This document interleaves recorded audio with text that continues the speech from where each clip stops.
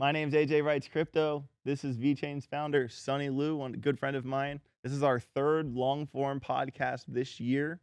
Sonny, I got a lot of questions to ask you today. But first, I kind of want to talk about what's happening right now. The government is shut down. And meanwhile, crypto is like, hey, let's just throw a little party. Well, it's not the first time, right? Yeah. We have been witness several times. We call it a White House shutdown, the government shutdown. I always say it's a usual trick. I mean, it's inside of the politics. Sure, it's more complicated, but simply to say, I would consider like that's just a way how to get the bill to be passed, especially about the huge budget, right? That's very controversial and very debatable, Sure. honestly. Sure. So it takes time. Meanwhile, I would say crypto market just as any kind of risky assets. Um, let's say people are betting on the future, and also people are very convinced. Let's say the liquidity in the market will only going uptrends, not the otherwise, right?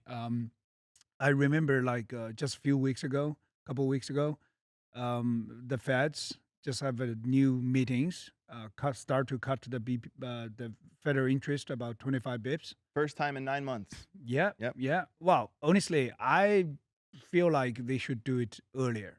Yeah. On this point, I'm very aligned with the idea of President Trump. Even he made a little bit aggressive, Yeah. calling the names of Jerome Bauer, but I think he's right. You just imagine um, last time, before this time, before the latest one, last time federal interest cut the rate, it was right before the election, Yeah. right? And what's happening in the last 9 months, right? And well, in short, anyway, Federal Reserve just say we're gonna cut this time 25 bips, and also there were two more cuts before the end of the year. Yeah. So we just have a 2-3 months ahead. Hopefully we get 2 more. Some analysts are saying 2, some analysts are saying 1, and I think obviously in crypto world we want 2. Well, I mean, it's a balance. Let's put it this way, right? On one side, that means the liquidity goes to the market, will be going uptrends for sure. That means more liquidity in the market, not only about the crypto, even about the stocks.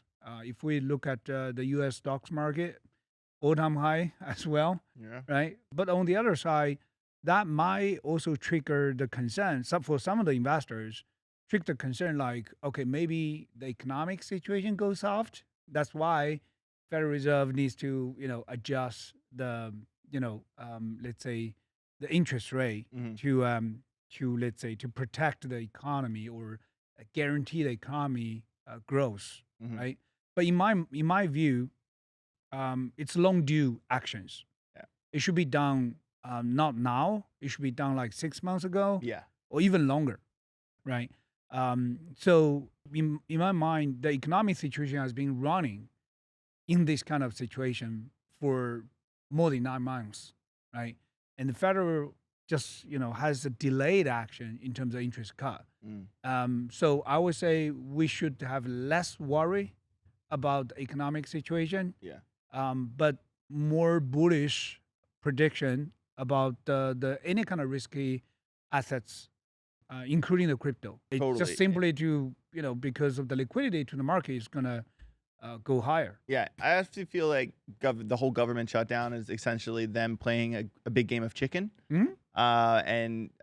It's kind of just a contest on who's going to cave first. It's like when you're playing Texas Hold'em and someone's bluffing, but you don't Yeah. have good cards either. Yeah. So it's one of those deals. And I also feel that maybe, let me know if you agree. I feel that crypto pumped in response to the government shutdown because they know that this is going to somehow result in a spending bill. Yeah, Do you agree with that? I agree with that. Okay. I agree with that. And I think it's inevitable. Sure. It's just like sure, there are still some debates. There may be some back and forth.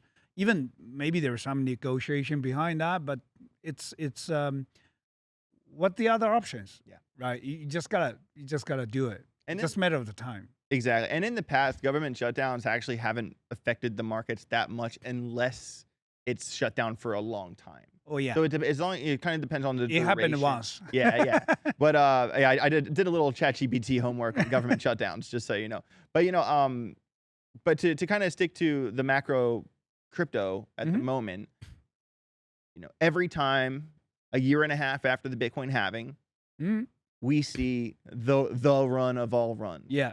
And that is October, November, December this year. What are your thoughts on that? I still believe that. I still believe it too. Yeah. Yeah. Honestly, I think the crypto pattern is still there. It's still very effective. But the form could be a little bit different. Actually, I have my own analysis, and I had a lot of debates with many people, especially in the last 6 months. I remember we talked about that in the maybe last 2 episodes in our long form podcast. Yeah. It's as we know, like from the last all-time high, they're actually twice, right? Once in April 2021 when Bitcoin reached to 65,000, and then the second time it was happening in November 2021, and Bitcoin reached to 69,000. Just under 70. It's pretty much like the same thing. 69, 65, same thing, same range. Right. And when we had that dip, everyone was like, it's over. It's never going to happen again. And now it's 120. Yeah, exactly. And it's just getting started. Right. But I also looking at, the altcoin market, comparing with 2-3 cycles before. Actually, in 2017, 18, the total altcoin market cap up to 60 something times, not percent, 64, 65 times in the the bull run of 2017, 18. And in 2021, because it's lasted longer, I actually have a reason about that. Let's talk about that later. But in 2021, it ups 84, 83 times for the altcoin market cap. Wow. Right. So I honestly, I think it's just matter of the time.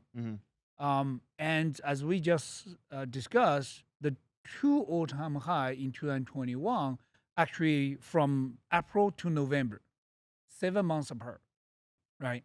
So that means if we follow the 4 years pattern, it should be this year. From April 2025, already passed, until the November 2025, anytime it could happen.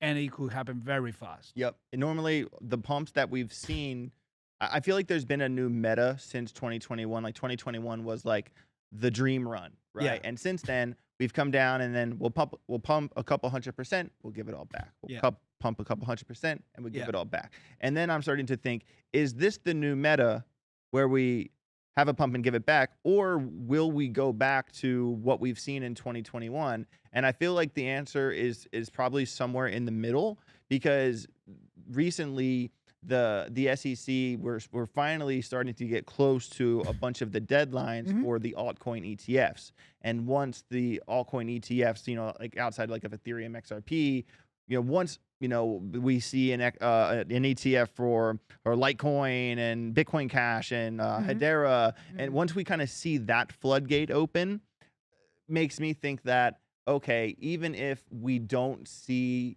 the run of all runs in November of 2025, I still think it will happen before 2027 because of the new change in regulation opening the door for Wall Street. Yeah, I totally agree with you. Actually, the regulation, especially the Genesis Act, right? It is opening the door to Wall Street, to serious funds, to institutions.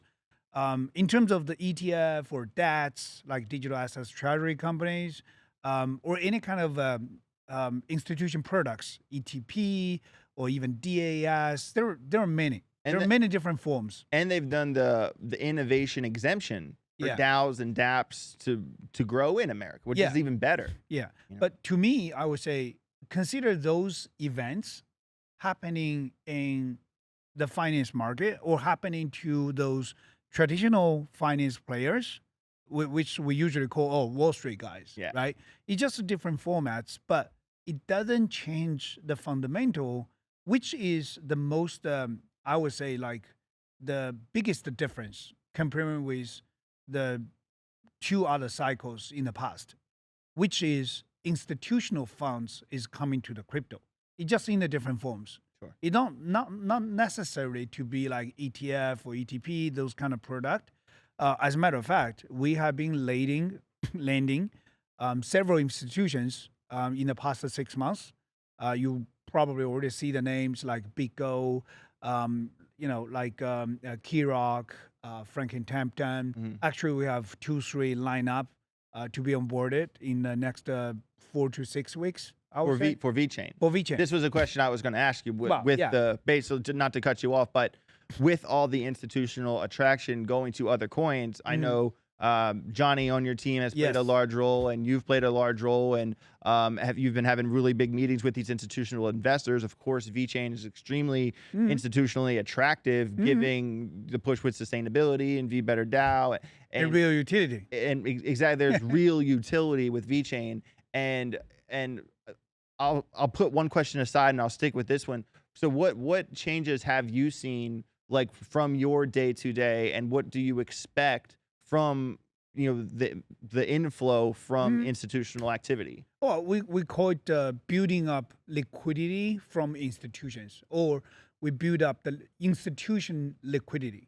Just let's say referring to the general situation in the stock market, right? We all see like the last 30 years, basically it's bull run, big bull run for U.S. stock market, right? And for sure, 80% of the liquidity is coming from the institutions, maybe 20%, from the retails, right? That's a usual, I would say, situation or phenomena for a very mature stock market or trading market, right? So crypto is going to this kind of the direction.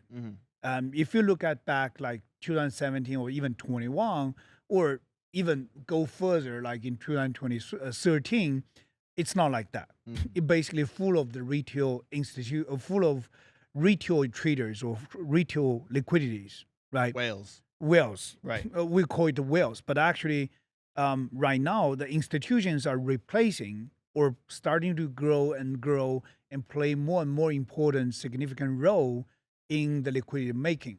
So that means you will go more mature and less formal or panic sale, but more, maybe less volatility as well, right? But also more steady, like growth in terms of the total market, which actually also explains, in my view, the difference this cycle comparing with the other cycles, right?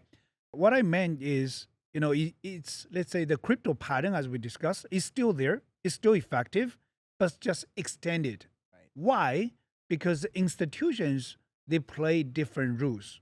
They play the different practices or different ways. It's a different game for them. Different game for them. Yeah. But it also, let's say, actually, it's very easy to understand. Imagine, let's say you have $100,000 you want to go to crypto, right? Or even let's say you have $1 million to go to the crypto. What you gonna do? You basically select your portfolios. Some percentage go to Bitcoin, some percentage go to Ethereum, and some goes to others like VAT, VSOR, even better, different type of the portfolios. And basically you just buy and hold, right? And if you are sophisticated enough, you might use a portion of your funds to do some, leverage trading or perpetual products, and try to hedge your risk, maximize your returns if you are professional enough, capable enough. Of course. But most of the retails, they basically just buy and hold, right? Patient. But but if you are holding $100 million or even $500 million, that kind of size, what you gonna do? You cannot just looking at the portfolio, let's go buy it. You cannot. You have to have a full complete set with some of the spot buying, some of the hedge to maintain, like minimize your risks, and also you're not gonna do it in one day. You gotta do it slowly. even before you make that kind of decision, you also need to do full research, right? You gotta check all of the insights of any kind of project, the fundamentals. You might just even want to meet with a team, meet with the founders. Actually, I have like more than 100 meetings in the last 6 months with different type of institutions because they don't want to just like go buy something they don't know, because we're not talking about a small amount of money. No. We're talking about $100 million, even $200 million, even more. So they got to be very, very, let's say, they have a professional way They have to to believe. evaluate that, Right. right? And usually they're not going to be like short-term trader, like, okay, buying now and sell out tomorrow or next week. Yeah, that's why I always say to my audience, like, we had recently the largest liquidation event of the year a week or two ago with Bitcoin. And the next day, there was the story about how BlackRock bought, X amount of $1 billion in Ethereum. Yeah. And I told my audience, like, guys, like, do you think BlackRock's buying that much money in Ethereum just to scalp 3% and get out? Yeah. Absolutely not. No. The fact that the institutions are buying at these prices are proof that the C level of the total crypto market cap is inevitably going to rise trillions and trillions of dollars. That's what I'm saying. Right. Most of people, honestly, I'm not a financial expert, right? I'm more like engineer or product manager. But especially in the last couple of years, I've been deeply involved in the conversations or collaboration with different type of institutions, even coming from the Wall Street, thanks to Johnny kind of leading the way. Sure. He came from Vanguard, came from Bitwise. He's expert on that. Yeah. And one thing I learned is when the institutions really looking at any portfolio, let's say when they, whatever looking at Ethereum or VET, they have a process to build up the position. They're not just like, okay, let's deposit money into the Coinbase and buy that shit, right? No, they're not doing that. I mean, they even if you look at, you mentioned about the BlackRock's, operation about the Bitcoin or ETF, you can see buy and sell all the time. But slowly, progressively, they're building up the positions. Right. So if you look at, any kind of traditional stock market, it's the same thing, right? Whatever, like Warren Buffett, when he or his his company try to buy big stocks, it takes months, right? So they have their own professional way to build up the position and then hold it and find the right timing to liquidate, but also not happening one day. Right. So that's what I'm saying. Right. It's the crypto pattern is still there, very effective, and we can pick up few signals, like Bitcoin go first, sure, lasting longer, not like a previous cycle, just happening in few months or even a few weeks, early days. It happening like over 1.5 years, right? Since President Trump made it to the White House, right? And lots of the different events kind of give the push to Bitcoin and reach to 120,000. I even believe it's just halfway there. Oh, for halfway sure. to the goal, at least, right? And then we can see some of the reactions from the Ethereum. And then we can see some of the events trigger some of the large cap and then rolling out to the other projects. So I think it's just like if you zoom out the time scale. Yeah. Don't look at everything in 1 month, but looking at it in like 12 months or at least 6 months. Then everything still makes sense. Right. Still following the same pattern. It's just because the institutions play are different. Well, what we did in 2021 with Wall Street on the sideline and no regulation at all. Yeah. Now we have bipartisan support for crypto bills in a crypto sprint with Wall Street opening the door for more and more altcoins as time goes on. How can you lose? Well, exactly. I still remember like early days when we start to treat the crypto, we kind of feel like a sneaky, that kind of that kind of feeling like, oh, I want to hide it, to my mom or to anybody. I'm treating crypto. That's not the reputable things to say. Yeah. But now it's different, right? Those are professional guys coming to the space, and they have own way. And actually, we can see lots of the similar practices in the stock market, in the commodity market. They do that all the time, like in the last 100 years. Yeah. So crypto is just going no different, but it's very bullish to see or to say, when more and more institutions coming, that means more maturity Right. about the entire crypto market in general. Yeah. Right. Totally. They've always, what I like to go off of, people say, AJ, how far do you think the total crypto market cap can go?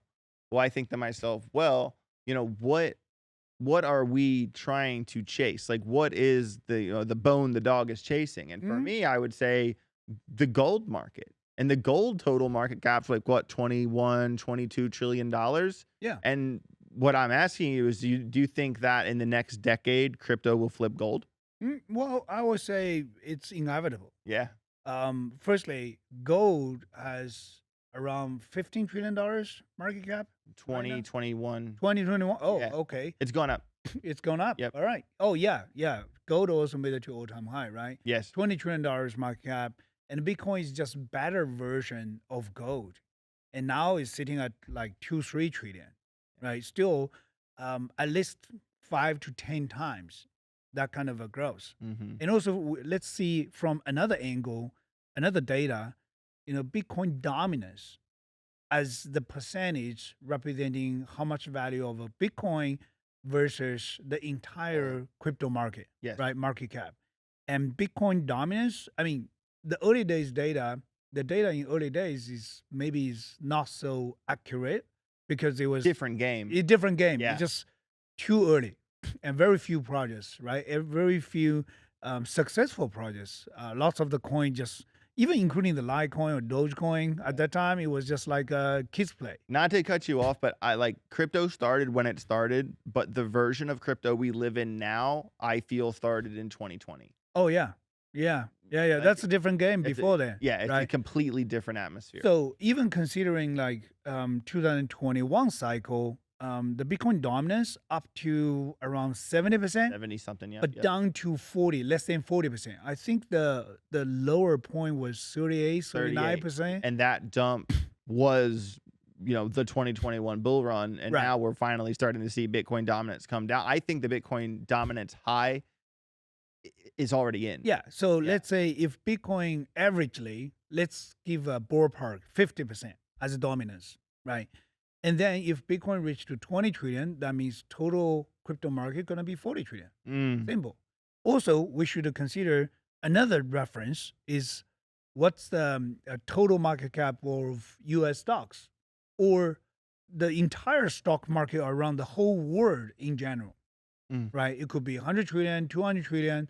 And then even the total crypto market goes to 40 trillion as a total market cap, we still have a space to go. Yeah. Right. So I would say the bright future, the future is really bright, and it's just long way to build. Sure. And I would say the future of so-called market cap will have to rely on the liquidity, the concrete fundamentals. Like people really want to use that. People really wanted to, play, use, trade, and that would make more sense. Sure, 100%. So in December, we saw what I like to refer to as the baby bull run. We saw a nice little run in December. Right. And I know you're not allowed to talk about direct price action, but we can talk about the past. Oh yeah. Okay, we can talk about the past. And in that December run, VeChain was the top 10 performer out of all of the coins inside the top 100. Right. How did you do that? I didn't do anything. What separated that from the other 90? I think it's about the fundamentals. Even I was thinking about 2000. I always reflecting about that. Always reflecting from the history, whatever happened before. And also even referring to whatever happens in internet. Let's talk about the historical data. Sure. VeChain launched in, August of 2017. Yes. And sure, there was some deviation because right after launch, there was a big ban from China government in terms of no ICO, no crypto. Remember that time? So everybody goes, take the bus by that time, right?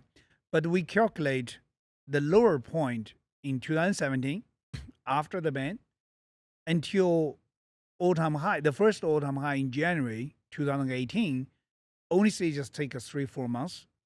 It's 192 times increase in terms of the price. Wow. So there is some deviation. Remember, I said, if you look at the historical data, in 2017, the bull run wave for altcoin, not Bitcoin, altcoin is about a 60 something times. So we made a 3 times of the general altcoin times, right? Sure, there is some deviation because there is some unexpected events happening after the ban, but also, the ICO waves, sure. But still, 192 times in the first running. And then, sure, in 2018, there was a bear market, right? Everybody goes down. And we also compare to monitor the data, the lower time right after 2018 until all-time high in 2021, it's another 85 times. So even the all-time high, the second all-time high is 3 times than the first all-time high in terms of AET price. Right. So what we do, sure, I will consider like 2 aspects. One, we call it the beta. That means the entire crypto market is growing. There are lots of the new projects coming. There are, regulation clarity comes out, and even U.S. changed the government, right? Sure, It's quite a bullish to the crypto. Yeah. So lots of the different type of developments to push the crypto, the blockchain technology, the industry to higher level, right? But also there is alpha part. That's a market. That's basically everybody riding along with the market. Sure. And also there is an alpha part. What you really do to make the difference. So whatever in 2021, 2017, we keep iterating. We keep delivering different type of things. And you ask the question like, what did I do? We didn't do anything different. We just keep doing the same thing in December for the December bullish round. Yeah. Right. We were in the top 10 as outperformers. But I mean, that's pretty serious, and that's a serious implication for when we like I mentioned earlier, we have the new meta. We have a big pump, we retrace. We have a big pump, we retrace. And last time we had a big pump, Vet was a top 10 performer. I expect history to repeat itself. I do the same. Right. I had the same feeling about that. Yeah. Just imagine if you consider the entire market, just try to picture the entire market as a one human being, right? You're holding, and you get that kind of urges, want to go up. And once the time's right, you kind of trigger it, somehow trigger it, and you go bust. And then, let's say there are lots of different complications, honestly, happening in the market, right? Every day. And then you find out, it's not the real breakthrough. So you got to retrace. And also holding the lines. And that means is kind of accumulate the power. And longer accumulation, that means higher boost.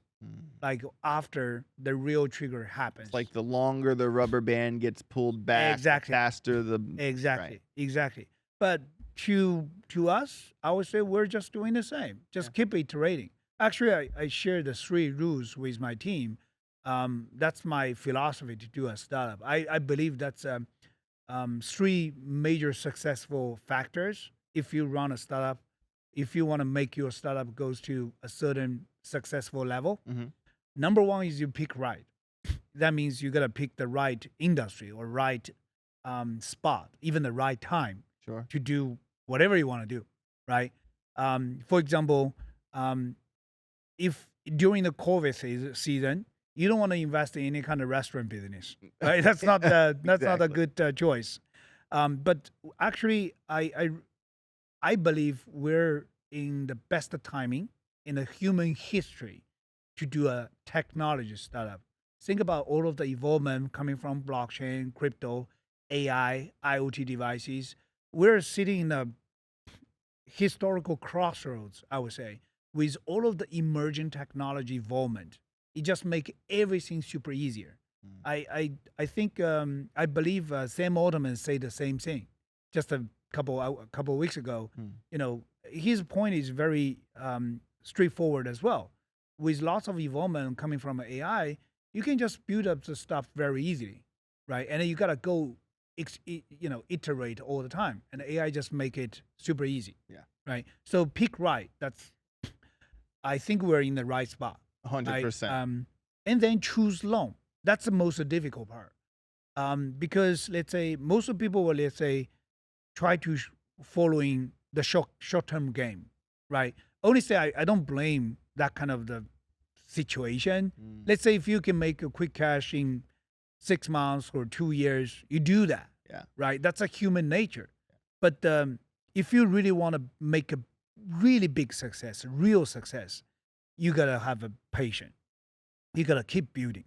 I remember saw an interview 20 years ago done by Jensen Huang, the CEO of NVIDIA, the founder and CEO of NVIDIA. Okay. Now NVIDIA is the number one company in the world. Yes. I think more than $4 trillion market cap, right? But nobody remember what they are doing in the first 30 years. It's tough. It was really, really tough. And Jensen Huang also like flying around everywhere, meeting different type of customer, whatever the mobile phone manufacturer in China, in Singapore, in Malaysia, in Vietnam, US, they have to, try to work with any kind of the customers, try to, chasing after the cases and spend huge amount of money building the GPU OS system. I think it's called CUDA or something. CUDA. Okay. CUDA or something. And everybody's saying like, oh, that's a waste of money. You shouldn't invest that. But they keep building that. Until now, everybody's like, oh yeah, it's super success. But nobody understand they have been doing this like for 30 years. They stuck to their guns. Yeah. Right. So the interview done by Jensen Huang like 20 years ago, he mentioned about, yeah, I don't want to chase after any goal for like you can reach like 2 or 3 years even, because that means everybody can do that. Right? You are not competitive enough with any competitors then. If it's too easy, you have to set up the long-term goal. You have to always, go through those difficult situations, challenge yourself, grind on your goals, your missions, and then eventually when you reach there, you're gonna be top of the world. Yeah. Right. I totally believe in that. Yeah. I respect that. So choose long. It's very, very difficult, especially in the crypto side. Yeah. Right. You probably heard there were lots of people saying, "Oh yeah, there is no long term play in crypto side. It's only short term." People are chasing after like a short, flat, fast, and try to get quick cash gains. It's honestly, it's not really good for the entire crypto space. It's not. Yeah. Right. If anything, just going up and rug pull in the next 3-6 months. It's no good. No. It's no good for the crypto. It's just making like everybody betting each other, and eventually it's a casino business. It looks bad on the whole industry when that happens. And how are you going to grow the technology? How are you going to develop the technology? How are you going to grow the industry? Well, that's the difference between real coins with real value like VeChain and the whatever meme coin gets posted today that's going to exist for a week and dissolve. They're both cryptos, but they're two completely different worlds. Yeah, and also, unfortunately, we say like 99% of the players, who trading most of the meme coins are losing money. Yeah. What's the point then, right? Let's say everybody. Let's say that's a Web3. That's the beauty of the Web3 part. Like everybody can be an investor. Everybody can be the owner of the future projects. That's a good part. Before it was a privilege of the venture capital guys, right? But now everyone can do that. Right. It doesn't matter if you have $1 million or $100. You can do this different type of skill. Sure. But if everybody just having this kind of short-term betting, there's no point. There's no meaning or no value for the entire crypto industry. Yeah. It's gonna be. I would consider that's a huge harm to the crypto market. Yeah. Right. But anyway, I I think would say traders are going to trade, but there's still a big difference between the same $1 billion exchanging hands rather than the no, don't. technology being built in the Yeah, background. don't get me wrong. Yeah. Traders are doing a very important job. Yeah. It's actually is unique than more advanced than the Web 2 companies. Is you can get instant liquidity from day one. That coming from the traders.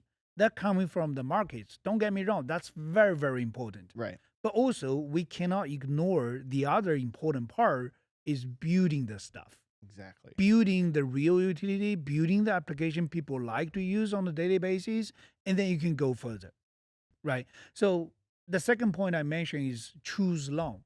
So even you are in a very hot topic or very hot industry, you still need to make a long-term perspective decision for long-term development.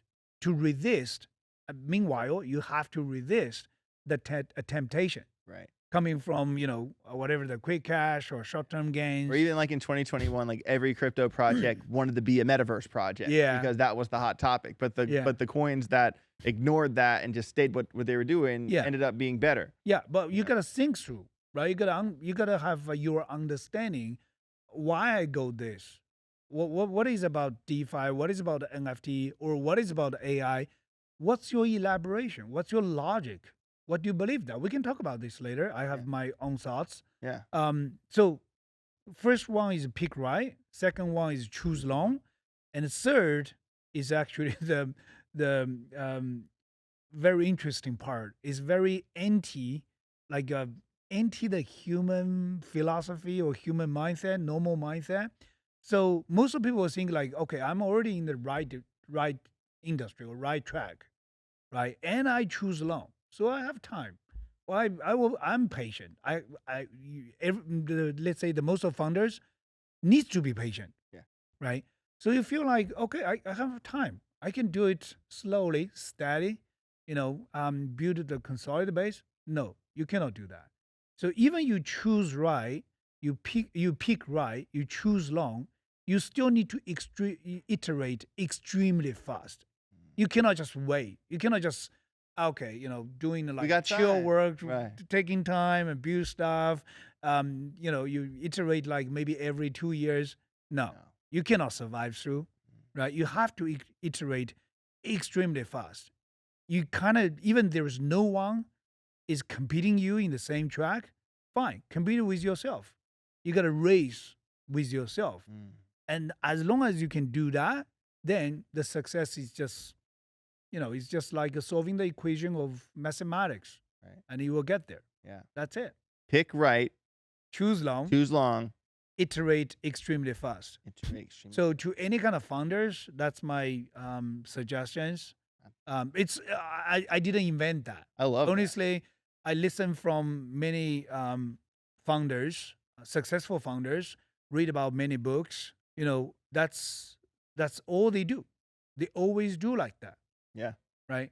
So I would say, let's say, we need that kind of rules. Also, we need that kind of the founders in the crypto market, so we can keep building, keep iterating. That's what we do.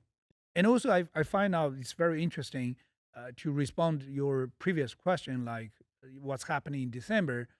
I think it's nothing special to us, but it could be very interesting to see in the crypto market.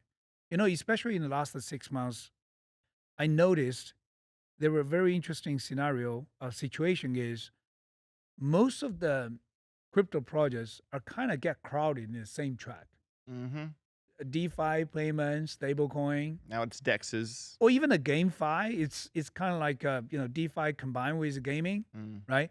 I'm not saying like it's wrong or it's not right. It's good. Yeah. But it feels like everybody get crowded in the same track. Yep. And why is that? Right? Yeah. And I want to use actually the same interview by Jensen Huang. He said the same thing. He said, I don't like market share. The market share, whatever you got, 20% or 27%, that means there are some others are doing the same thing with you. And especially in the new technology industry, if you got a bunch of people are doing the same thing, or worse, even worse, like majority of the players in the same industry are doing the same thing, Mm-hmm. what's the point? What's the point? We call it involution, right? Unnecessary competition. I mean, positive competition is good.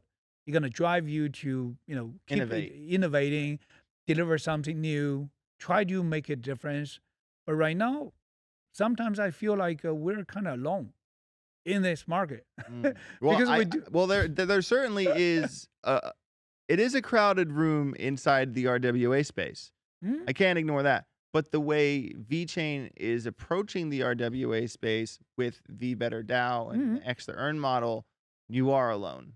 Yeah, You are alone there. yeah, we're quite alone, Yeah. but we have our own, let's say, elaborations or logic why we go this way.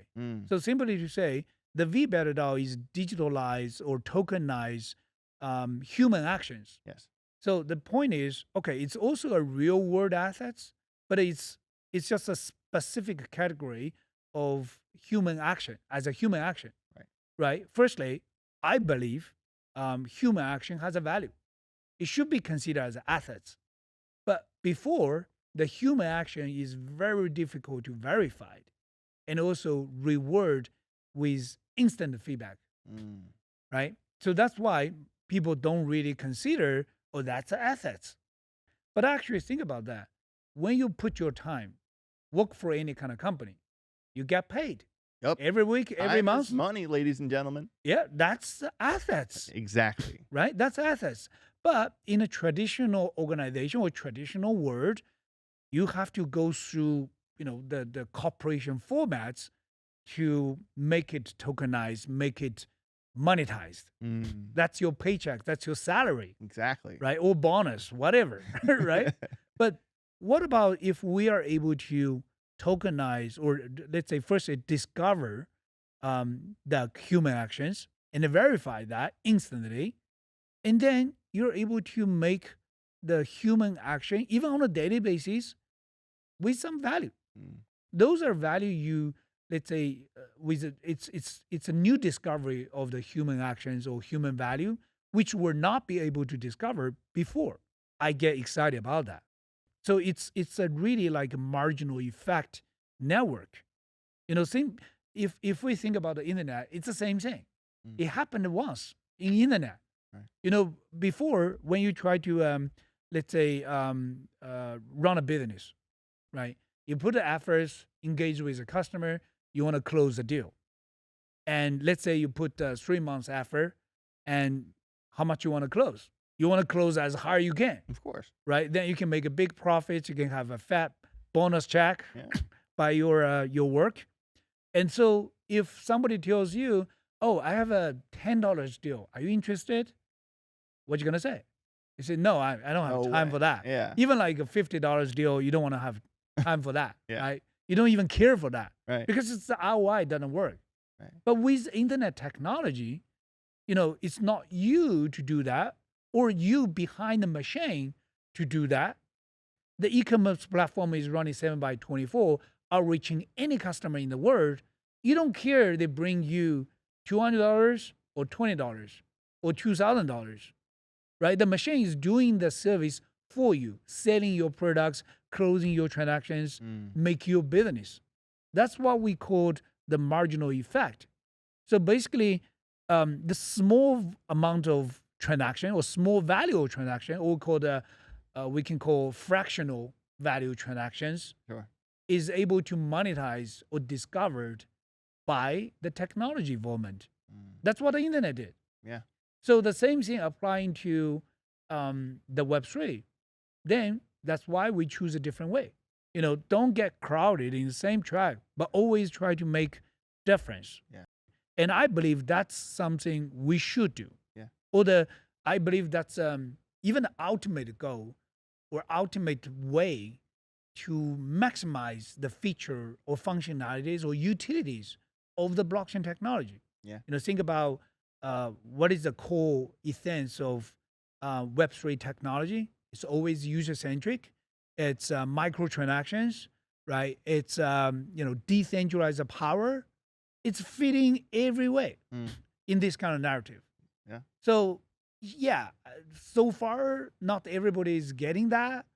But as long as we keep doing that, you know, Choose long. it's just a matter of the time. Choose long, Choose long. right? I'm with you. Iterate extremely fast. Yeah. Actually, since last time we talked, just in the last 3-4 months, we made a new progress.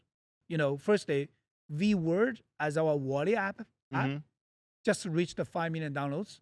5 million 5 million downloads for V World. for V-Word. Let's go. Yeah, both awesome. on Android and iOS, right? Very cool.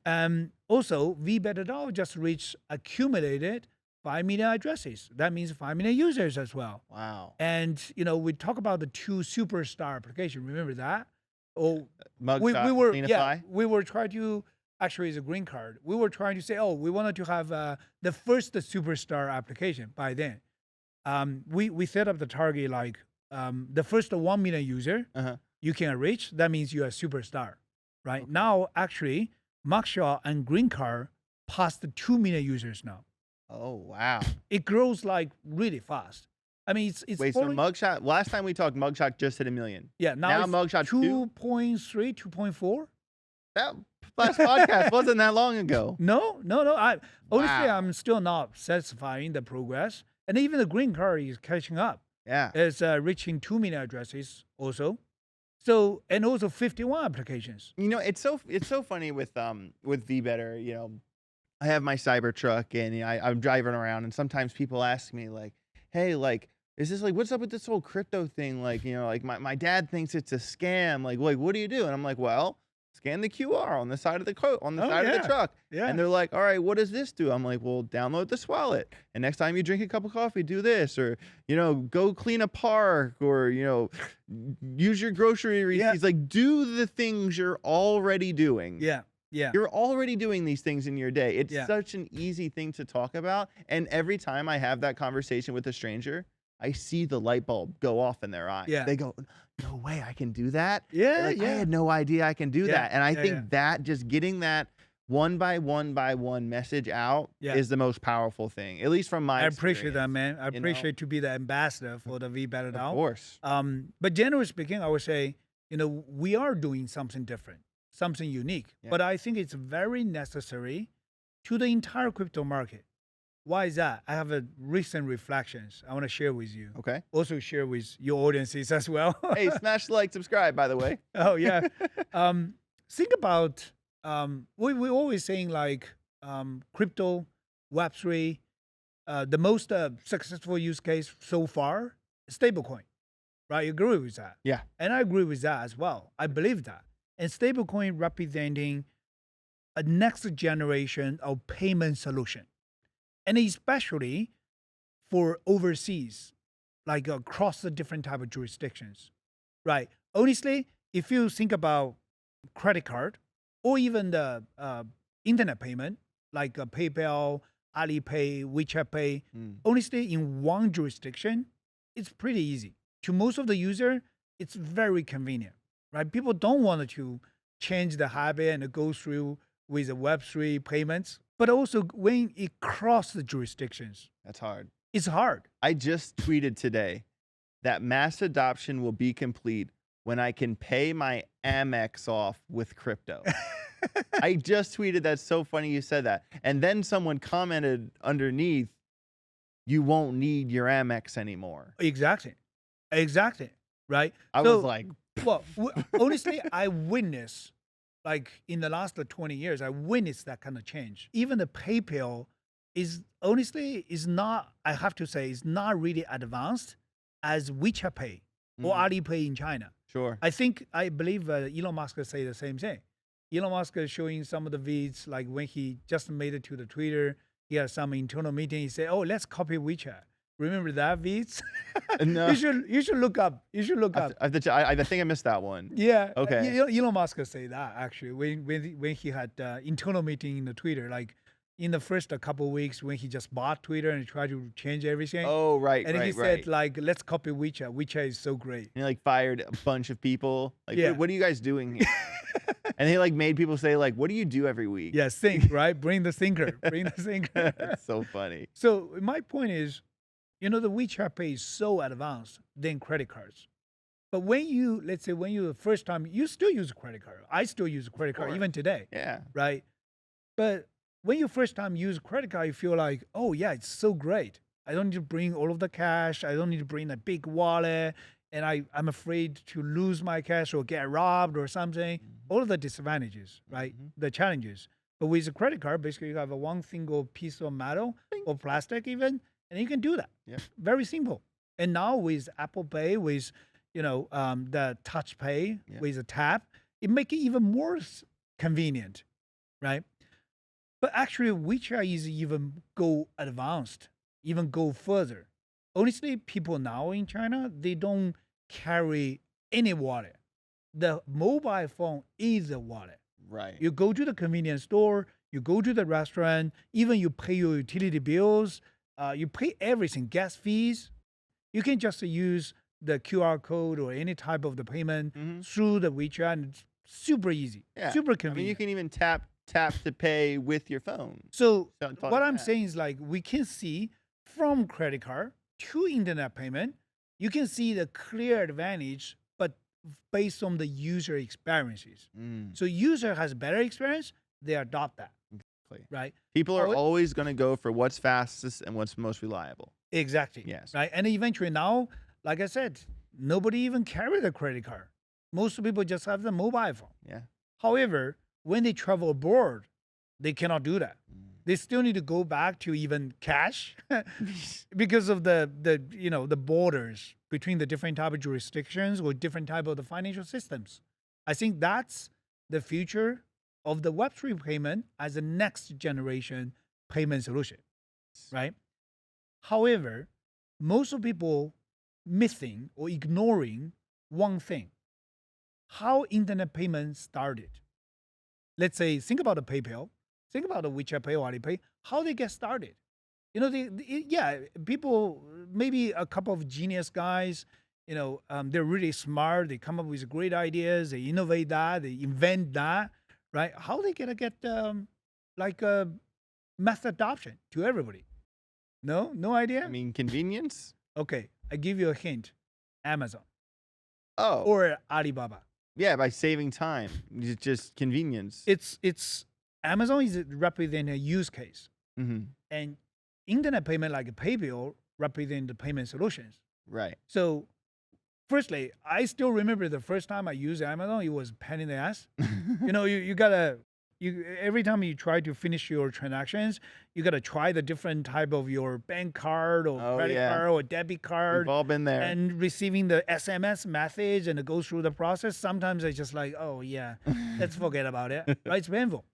But nowadays, you can just scan a QR code and pay for that. Yep. Or you just log in the PayPal account, you finish the transaction like this. Face ID, boom. Right? Yep. So basically, Amazon take the benefits of internet payment and make the shopping experience so much easier for user, and the user loves to start to, or even growing the habit to use Amazon or any kind of the e-commerce platforms, right? And also Amazon boost up the PayPal solution as well.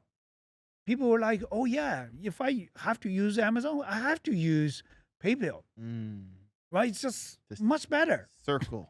It's kind of like they're boosting each other.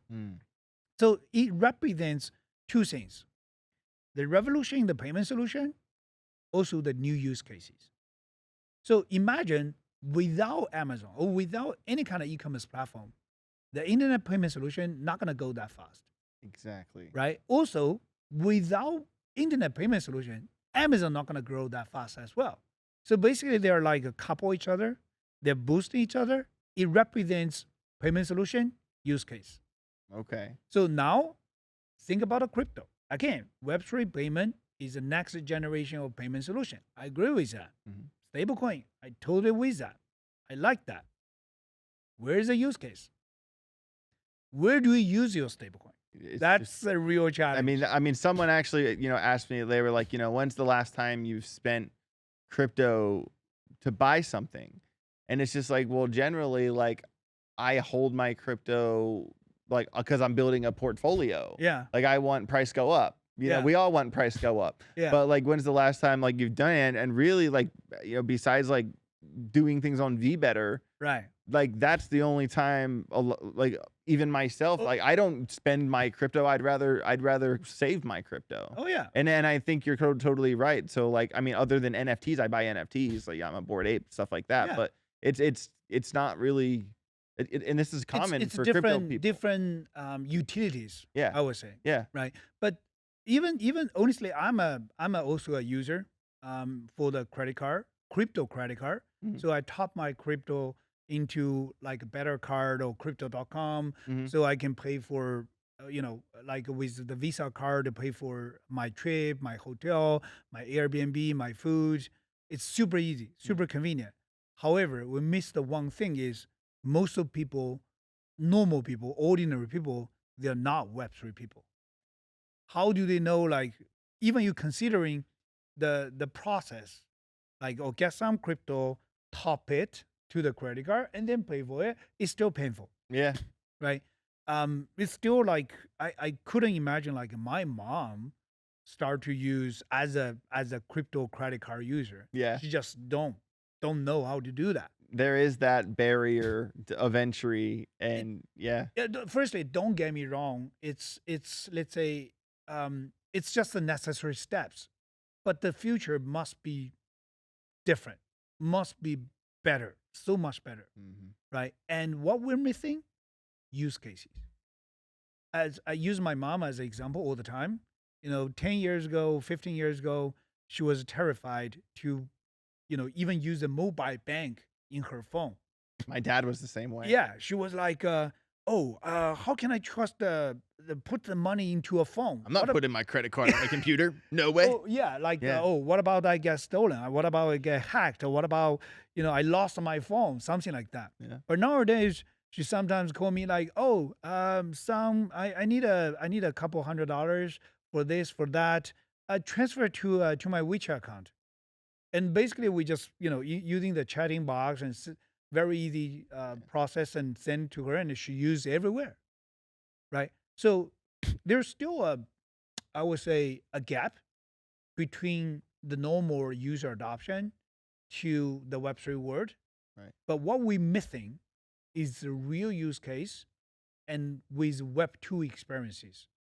I couldn't agree more. And it's also the difficulty currently now, I think a big roadblock for people to use their crypto as a payment solution is onboarding, offboarding. Yeah. Because you hit a fee when you onboard and you hit a fee when you offboard. And most people only use, Coinbase or crypto.com or what have you for an offboard. So unless there becomes like a much easier way, I mean, there are cards out there now, but I just still feel like isn't like, that's still a big problem in my opinion. Mm-hmm. I mean, obviously the use case thing is right. If you say how PayPal and Amazon work so well together, well, if we have crypto, what's the Amazon? Exactly. Right. That's what we're building. Exactly. So people were saying like, oh yeah, what's the point of VBetter DAO, different type of applications? We actually not only building up, we call it human action tokenization or sustainability solution to involving the individual users. We're building the use case. The use case, how to utilize the crypto. Sure, we still have many other things to do. Honestly, I'm not going to lie to you. We are getting a MiCA license for custodian service. So we will be able to enable the social logging for the V World even. That's sitting our roadmap for next 6 to 12 months. That means we're going to bring the Web2 experiences to the user. And you've been down this road before because everything else is micro-regulated as well. Yes. So this is something you're familiar with. Well, people, my friend always told me like the best formula as a startup is Chinese as a founder. That means the guy works like crazy, like me. Second is you get regulated in Europe because people always criticizing Europe is always over-regulating everything. So if you are get regulated in Europe, that means you're good in everywhere in the world. Exactly. Right? And third, you're facing global market. So those are three go formulas to identify you have a bright future to be successful startup. Yeah, there you go. We check all of the box. That's awesome. That's absolutely amazing. So anyway, when we talk about, the let's say the use case, I think it's way more important than most of people think right now. So that's why what I'm saying. I don't mind the others are getting crowded in the same track, but we pick the right thing. We choose long in the different angles. Yeah. Because that's we can learn from the internet. Right. Honestly, sometimes I was surprised to like why people don't see that, right? And the story about Amazon and PayPal is so obvious. And then we gotta need the Amazon for the Web3 payment solution as well. Yep. So whoever is building that, that could be the next Amazon. They're gonna win. Simply like that. Yeah. Right. And you know what I do really appreciate about VBetter is that, you're constantly integrating, constantly bringing on more projects. And what I really appreciated is I got an email on my phone, I believe yesterday, about the first VBetter transparency report. And I said, hey, that's new. And I downloaded the file and I read through and, oh, there's this. And we spent this money on marketing and this much money on developers. And I actually thought that was really forthcoming of you guys to do that. Yeah. Well, actually, it's a first trial, I would say. Sure. I appreciated the email. I thought it was cool. Yeah. Like it's let's say it's well, we as a foundation, VECHAIN'S Foundation, we promise first 2 years we cover all of the development costs. But after that, we could start to go through the governance process using the treasury to get the development.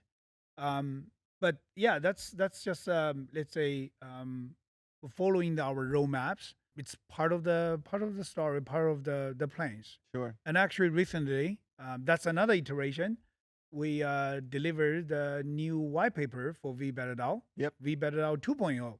Yep. Heavily leveraging with AI, with join the picture about the AI integrations with VBetter DAO with BMO. crypto utility. Yeah, BMO gonna be the guy. BMO's the guy. BMO is the guy. But actually, I have a very simple thoughts about that. Firstly, I believe the crypto is designed for machine, not for human. Not for human. Yeah. For two obvious reasons.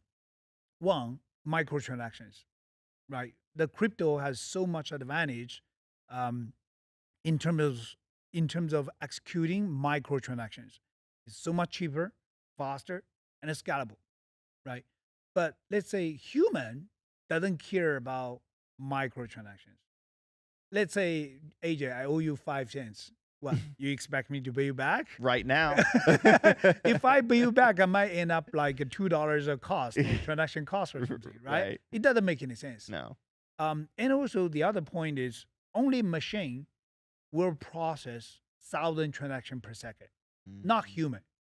Not human at all. No. Right? So in summary, I would say the crypto is really designed for machines, for AIs, not for human. And maybe a couple years earlier, you only can just picture or imagine that. Yeah. But with the huge breaking through, whatever with Grok, with Open AI, it made it seems like very possible now. Yeah. Different type of AI agents can be the user, can create the new utility of the crypto. Exactly. Right. However, today, if you think about that, most of the utility of the crypto stuck between human to human. I pay for you, I trade with you, I borrow or lend, with you. You're just dealing with human to human. Yeah. Do we need that type of transaction or TPS between human to human? I'm not so sure. It would be nice. It's not the big, Yeah. Yeah. What about actually there are 3 other scenarios. Machine to human, human to machine, and a machine to machine. Right. Right? Those representing high potentials, bright futures in terms of the use case or utility case. Yes. Actually, VBetter DAO is the first step for machine to human. So from to any kind of the external applications, you do a small actions, you submit it, you digitalize, you submit it to who? To AI agent, right? AI agent behind almost every external application, verify your action, check your sanity, and then rewards you in crypto. Yep. So that's like a typical case machine to human. Yeah. So a machine paying human for some actions. That's just the first step. Right. And also there's also some of the scenarios from like human to machine or even machine to machine. It just you can imagine that. And that's when the raw number of transactions go up exponentially. Yeah. And then you have like the implied fees from each transaction. It's a money generator. Yeah. It's going to print money. Imagine you can ask a BMO to be your personal butler to do something. Yeah. You say, oh, BMO, I'm going to meet someone in the coffee shop near my home and made a reservation, made an order for my coffee first. So when you arrive, just pick up the coffee, talk to your friend. Simple like that. That's crazy. But also, instead of binding your credit card with the AI agents, most people will hesitate to do that. Why you just send like, okay, I send you $10 in crypto to an AI agent. You do the trick for me. And then either you can keep it as a tips or either you return back. Right? It must be so much cost effective in many other, many scenarios in the real life. Yeah. So I would say this kind of the future is so, how do I say, so interesting, so exciting. It's so broad. There's so much. There's so many opportunities, like, you know what I mean? It's such a broad topic. It's hard to like sometimes pinpoint like exactly. Well, that's why we, getting our ideas, summarize and consolidate into the VBETA 2.0. Yeah. And not only for, next 6 to 18 months roadmap in terms of deliveries. We're going to build the different type of AI agents to make the VBETA DAO much better, much more accessible to everyone. For example, one of the biggest challenge to DAO governance in general is not everybody is expert on everything, right? Let's say even you see a problem, you discover an issue for the governance running, you wanted to issue a proposal to change that or to improve that, you're not expert. Yeah. And most of the time we saw the proposal coming from the community, they're missing many other aspects. They just think about one thing like, oh, I want to change this. Right. But they are overlooking, or they may not have enough experiences. So sometimes I don't have that as well. Sure. Nobody's expert on everything. Nobody's perfect. Yeah. So you kind of try to address one problem, but you might trigger the other 5 other problems. So how do you make the proposal think as architecture? Think as with a high level to see overall picture. I'd use AI. AI agent is the best. Exactly. Right? Exactly. And imagine in the later you can talk to BMO saying, hey, I discovered one issue. How do I address that? Give me some ideas. Or simply you can send a proposal to BMO saying, hey, BMO, I have a proposal to make a V word, make a V better, better. Okay. Please check my proposal. And the BMO replies to you, that's a good idea, but you might miss some other aspects. For example, the recent proposal, I really dislike that, even get approved. It's a small benefits to external applications, but you will trick a huge amount of development effort. Right? Okay. It feels like you're kind of, the ROI doesn't add up, I would say. But it's approved by the community, it's governance. But let's say sometimes you got to think like, how can we bring more elaborations, more interpretations to most of the general, ordinary community members to have a better understanding? Yeah. Right? Most of people just think about like, oh yeah, I want to make a change like this. It's so easy. But actually there are a bunch, 20 of developers are working like ass off, try to get things done. Yeah. Right. It's not like the juggling act, Yeah. It's not like Iron Man's, finger snatch like that, Thanos, the yeah. Thanos or Yeah. whatever, to make things like that quick. Yeah. There's no magic about that. No. So you got to think about more. You got to think about the other aspects behind every proposal. And an AI agent just a perfect answer for that. So a question I have about, I mean, obviously AI agents are a super hot topic in crypto. Mhm. I believe your use case for AI agents is much different than other ones, which brings me to the question, is the development for the BMO AI proprietary? I would say it's more comprehensive. Not only think about the short period of, let's say, near future, but the long-term goal. Sure. Back to our Exactly. three rules, Sure. right? It's Choose not like law. it's happening tomorrow. No. Right. No. And also, for sure, let's say it's not going to be easy. You're going to following the, let's say, the priorities based on the importance of some of the tasks or low-hanging fruits, like from the feasibility point of view.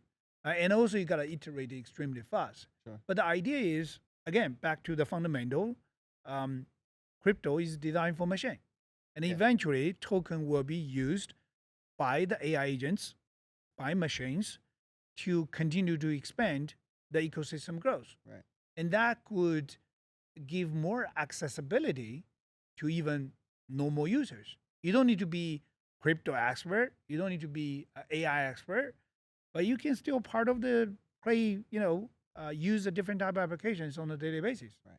Exactly. Right. So we have the PayPal, the Amazon, we have the crypto and the use case and the And machine the AI. and the AI. Yeah. I see it all. So let's say it's a little bit difficult or complex, but when you think through, it makes sense. Yeah. It makes so much sense. Yeah. So I can see the future like very clear to me.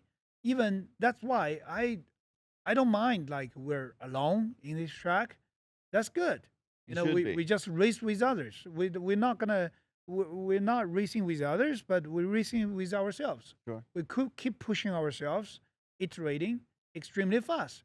And then when anybody else, like when the others realize, we gotta build some of the use cases, but not just get crowded in the same track. Mhm. We're already like 1.5 years ahead or 2 years ahead. Yeah. So I'm not saying like we're gonna be 100% secure our future, No, right? of course. But we gotta keep iterating. Exactly. If we keep that kind of paces, nobody can catch us. 100%. And I think it's funny how, VeChain has already been around for much longer than other blockchains, and the fact that you're still integrating the survival rate for a lot of crypto projects, they come and go. But the fact that VeChain is actually more of an OG project and is still innovating today says a lot about the future of it.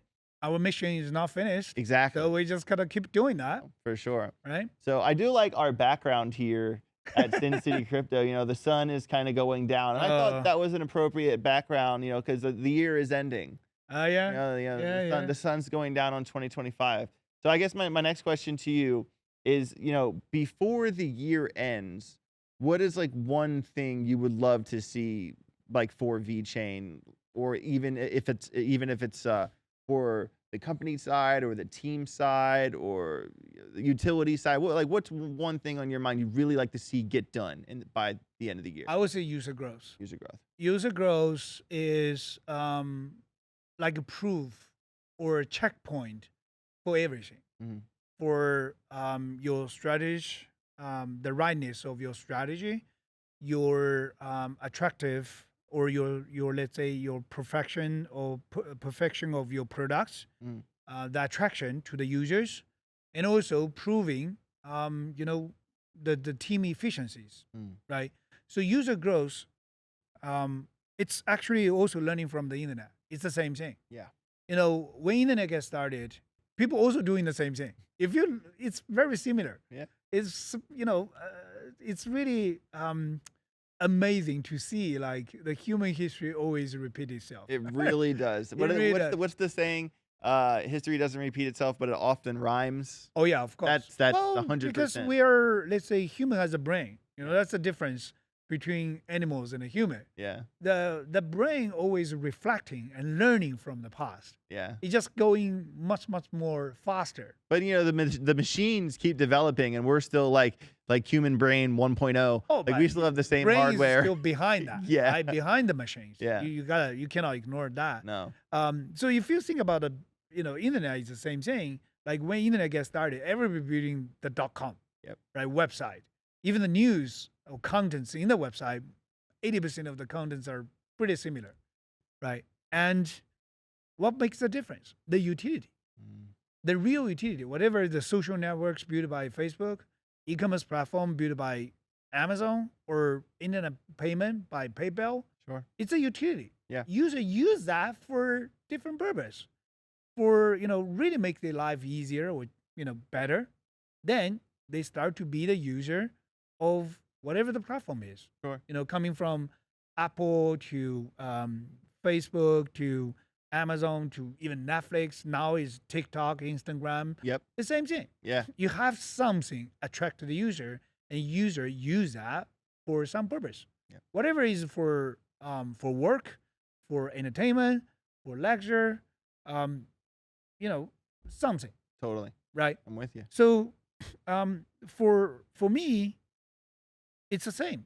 For Web3, you gotta build some product people really to want to use that. I still enjoy the moment. Like I walk down the street when I back to Milan. I live in Milan. Even I don't stay there for that often. Sure. Travel too much. Sometimes I walk down the street and see my friends, having a afternoon coffee by the street. Wow, it's pretty chill moment. They saw me. They were, "Hey, Sonny, let's save the trees together." Actually, they meant about mugshot. Right. Basically, they know like every time they don't use a recycled disposable cup, they're kind of saving the trees. Yeah.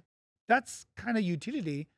They growing that kind of habits, right? That's what I'm saying. Like, deliver some product people can use on a daily basis. Yep. And so eventually, it's about the user growth. And also, I remember in the early days of internet, people criticizing those, they call it the speculative value of internet companies. Of course. Right? Saying like, "Oh, you don't make money. Yeah, you still keep burning the money for this, for that, and you're what are you doing?" Right? They're trying to box the internet model with the traditional company model. Yeah. Like you're prospecting the petroleum gas, and you make it to the oil and selling to those car owners, then you make money. Yeah, that's the traditional business model. Right. But then internet starting to grow the users like weed, And then ad revenue is like and the then whole monetize business. based on the marginal effect. Yeah.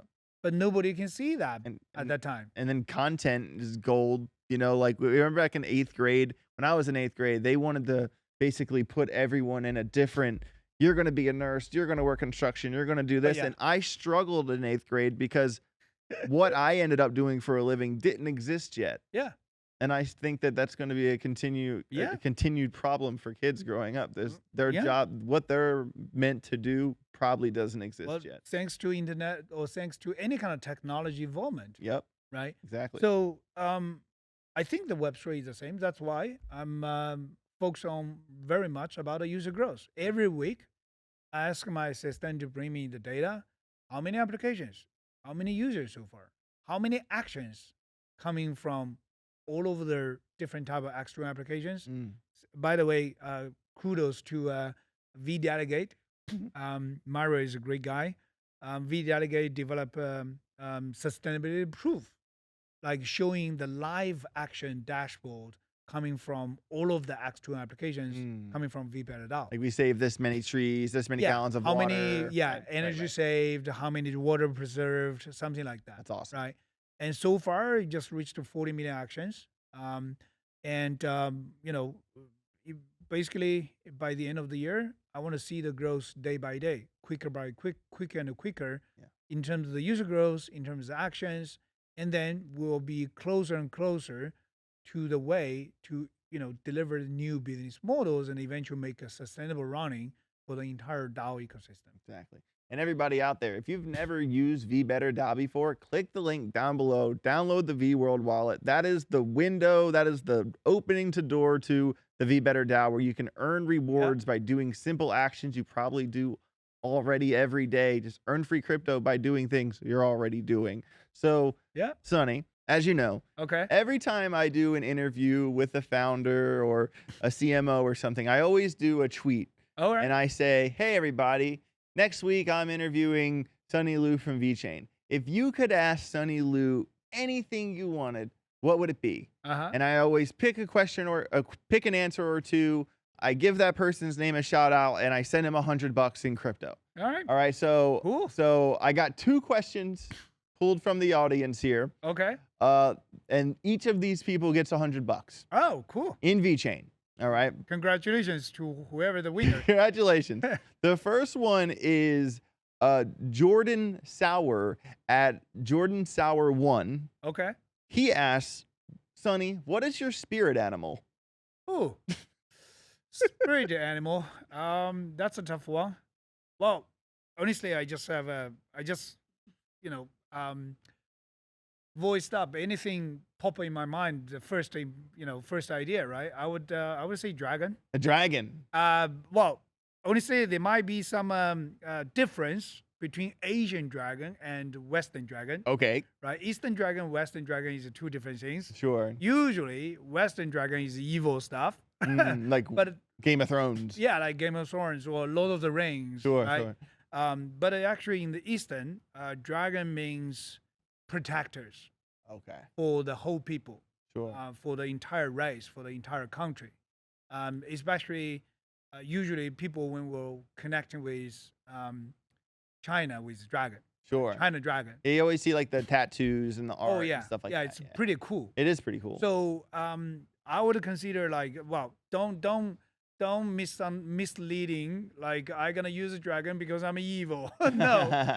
I would say dragon means a lot, especially to China. Sure. China has a 5,000 years history. We always call ourselves as a Chinese people. I'm still Chinese people. Sure. Even when I live abroad like for a few years. But we always calling the people in China or people of China is the son of or children of dragon. So the cultural thing. The cultural thing, and also acting as a protector. Doing all of the stuff to make sure people are living happier, safe, and being a better, living a better world. Awesome. So Sunny Lu's spirit animal is a dragon. I love that. Good answer. East dragon. Yes, exactly. All right. And our second question is going to AC at AC Chuck Wuma. $100 to you as well. Thank you for the question, AC. He asks, in VeChain's renaissance phase with AI governance, tokenized sustainability, and permissionless validation, what's the biggest barrier to getting more user adoption, and how will it reduce VETHO inflation with focus at long-term decentralized growth? Oh, that's actually 2 questions. Multi-pronged question. But let's start with what's the biggest barrier to getting more user adoption? We'll start there. Firstly, actually, we touched a bit. We did. The early discussions today. I would say it's about Web2 experiences, simply to say. Firstly, if we're kind of putting everybody, or the user only limited to the Web3 user, that's not a mass adoption we're talking about, right? Think about the internet. No one call themselves like, oh, I'm an internet user. No one calls them today. That's true. Well, maybe 20, 30 years ago, they would be, let's say people are proud of like, oh yeah, I'm an internet user. I can go to the internet, right? But nowadays, everybody is internet by default. But right now, we're like, yeah, I'm in crypto. So I would picture like in 10 years or maybe less than 10 years, everybody automatically is a crypto user. You're just not aware of that, right? You don't really care about that. It's just like you using email every day. You don't care about SMTP or TCP/IP, that kind of protocol. Exactly. Right. So I would say the most barrier is still the user experiences. the infrastructure, the tools, plus the use cases Yeah. to enable user, to onboard a user, like, to be a crypto user, right? We talk about the Amazon and the PayPal. Yeah. So basically, yeah, now you're able to have next generation of payment solution as a stablecoin or using the different type of things, pay for this, pay for that, but the user experience still sucks. Too much hustle, We're getting there. right? And you gotta have a lots of technique expertise to do that. You gotta take a training about that. And I still have loads of the friends. After I've been in the crypto for 12 years, I still have loads of the friends like, oh yeah, Sonny, where can I find my wallet? How do I recover my wallet? Or, where do I keep my memory phrase or private keys? Or actually, I have a friend also lost his, not the private keys. He lost his passwords to keystrokes. Oh no. Yeah, and he's still working on that. Oh no. That's bad. Yeah, but the point is, nobody even most of people don't even understand what is a keystroke. What is the private keys? What does it mean, memory phrase? Right, those type of things. It's still quite a barrier. Sure. But also, let's say we see a clear path in terms of different type of solutions. For example, like social logging. Then you don't need to create your own wallet. You can bind your wallet to your social IDs, like your Google account, your Apple IDs, or even Tesla accounts. Remember about the EVERN? Yes. You can use, you are the user of EVERN. Of course. Sorry for that. Yeah. You log in your Tesla accounts to use EVERN. Once you do it once, you're done forever. You're done forever. Yep. Right. But still, we want to make it even more convenient to the users. Yeah. Like starting from the wallet, you can log in with the social IDs. And not only just manage your assets. Actually, there are many wallets out there. You can log in with the different type of IDs, but only you're just managing assets. You transfer the assets, you deposit to somewhere, you withdraw to somewhere. It's just basically for the asset management or asset transfer. Right. But what about using the wallet, or actually, I don't want to call it a wallet anymore, using the application as a hub to guide you to the different type of dApps, and you can start to use right away. Right. And also integrate it with a specific payment solution, and also you can use that to pay for whatever you want. And then you kind of close the user journey as a cycle. Right. Right. So in short answer, it's still about the Web2 user experiences, but also we do have a clear roadmap. Right. Just doing like day by day and following the different type of schedule and get things done. Gotcha. And actually, as I mentioned, we're also getting the MiCA license for custodian. Actually, there is a story behind that. Okay. I've been talking to many custodian service providers, actually including some of our partners as well. We just onboarded BitGo, right? Yes. And we have been long-term partner with Kobo, with different type of custodian providers. But most of the time, or the current word, the main business model of most of the custodian providers, they just based on the assets you are putting there in their custody. So unfortunately, they care about the big whales, Yeah. for sure, Of course. because you're putting like $10 million, $20 million, even $100 million. It's pretty juicy in terms of service charges, Yeah. right? And when you think about the normal users, you may getting $10, $20 to $100. Nobody cares. Right. It's not, target profiles. So eventually, I know, I actually think they are actually gold customers, especially for the future, mass adoptions. Sure. So, we took the check and nobody's doing that. Then we made a decision like, why don't we do that by ourselves? Yeah. Just There you go. getting the custodian license and enable the, special custodian service and enable the social login, and people can use that. Yeah. I That's think it. solid answer to that question. Right. It's also funny, like with the institutional side, like personally working on the inside of crypto, I'm not going to like say names or which projects or anything, but I know for a fact, I'm sure you do too, that some coins out there some coins you know and love that are inside the top 30, multiple of them inside the top 30, will sell a lot of coins to the institutions at a low just to artificially pump the price as a marketing tactic to say, hey, look what we did. And that just pisses me off because I know who they are and I know what they're doing. Let's be fair a bit. Okay. I actually share the same thoughts as you.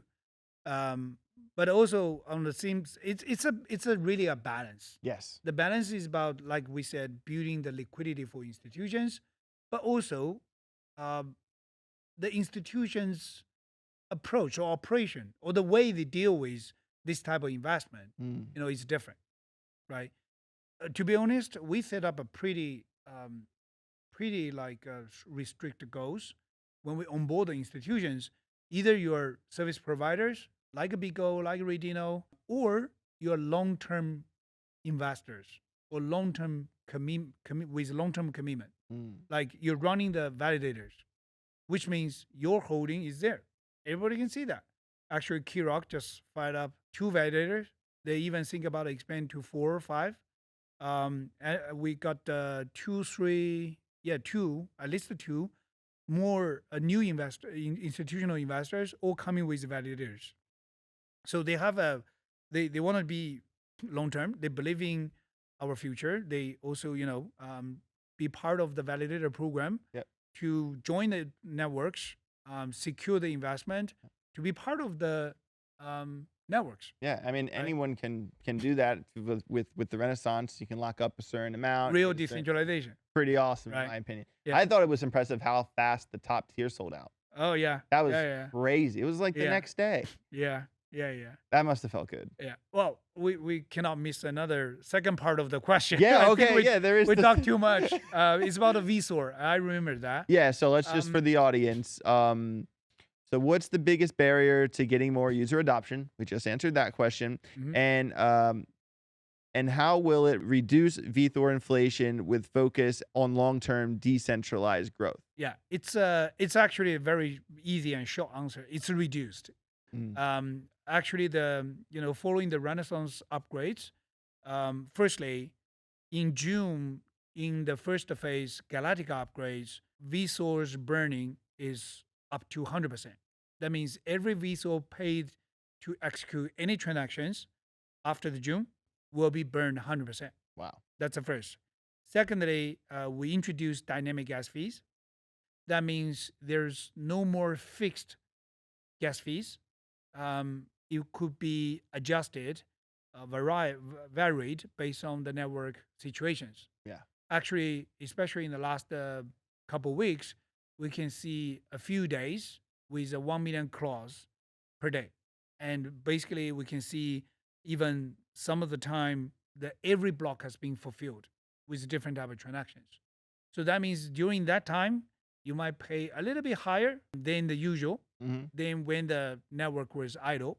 Sure. And actually, yesterday or 2 days ago, Walmart China just fired up another boosting of the transaction burning, like 1.5 million clause per day, something like that. Wow. So then that means the user needs to pay a little bit more.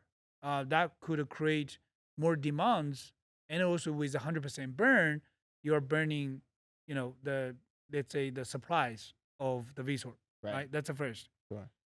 Second, after the December 2nd, there will be Hayabusa launch. Yes. Hayabusa upgrade as a second phase. You will go furthermore. The issuance of VSOR, firstly, will be linked to the VET staking. The total network staking decides how much VSOR will be issued. And it will reduce from around 38% as today's level.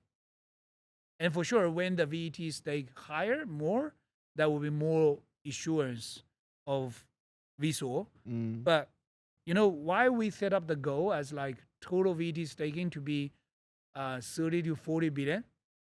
Actually, when we reach to 30-something billion VAT staking, the VSOR issuance will back to as today. But considering like now it's about less than 10, we still like 2/3 progress needs to make. Sure. The VSO insurance will be less than half as today, roughly. Okay. So that means we're kind of burning the candle from both ends. On both ends, right? Right? More demands thanks to dynamic gas fees, for sure also linked to more transactions, more users, more applications, more activities.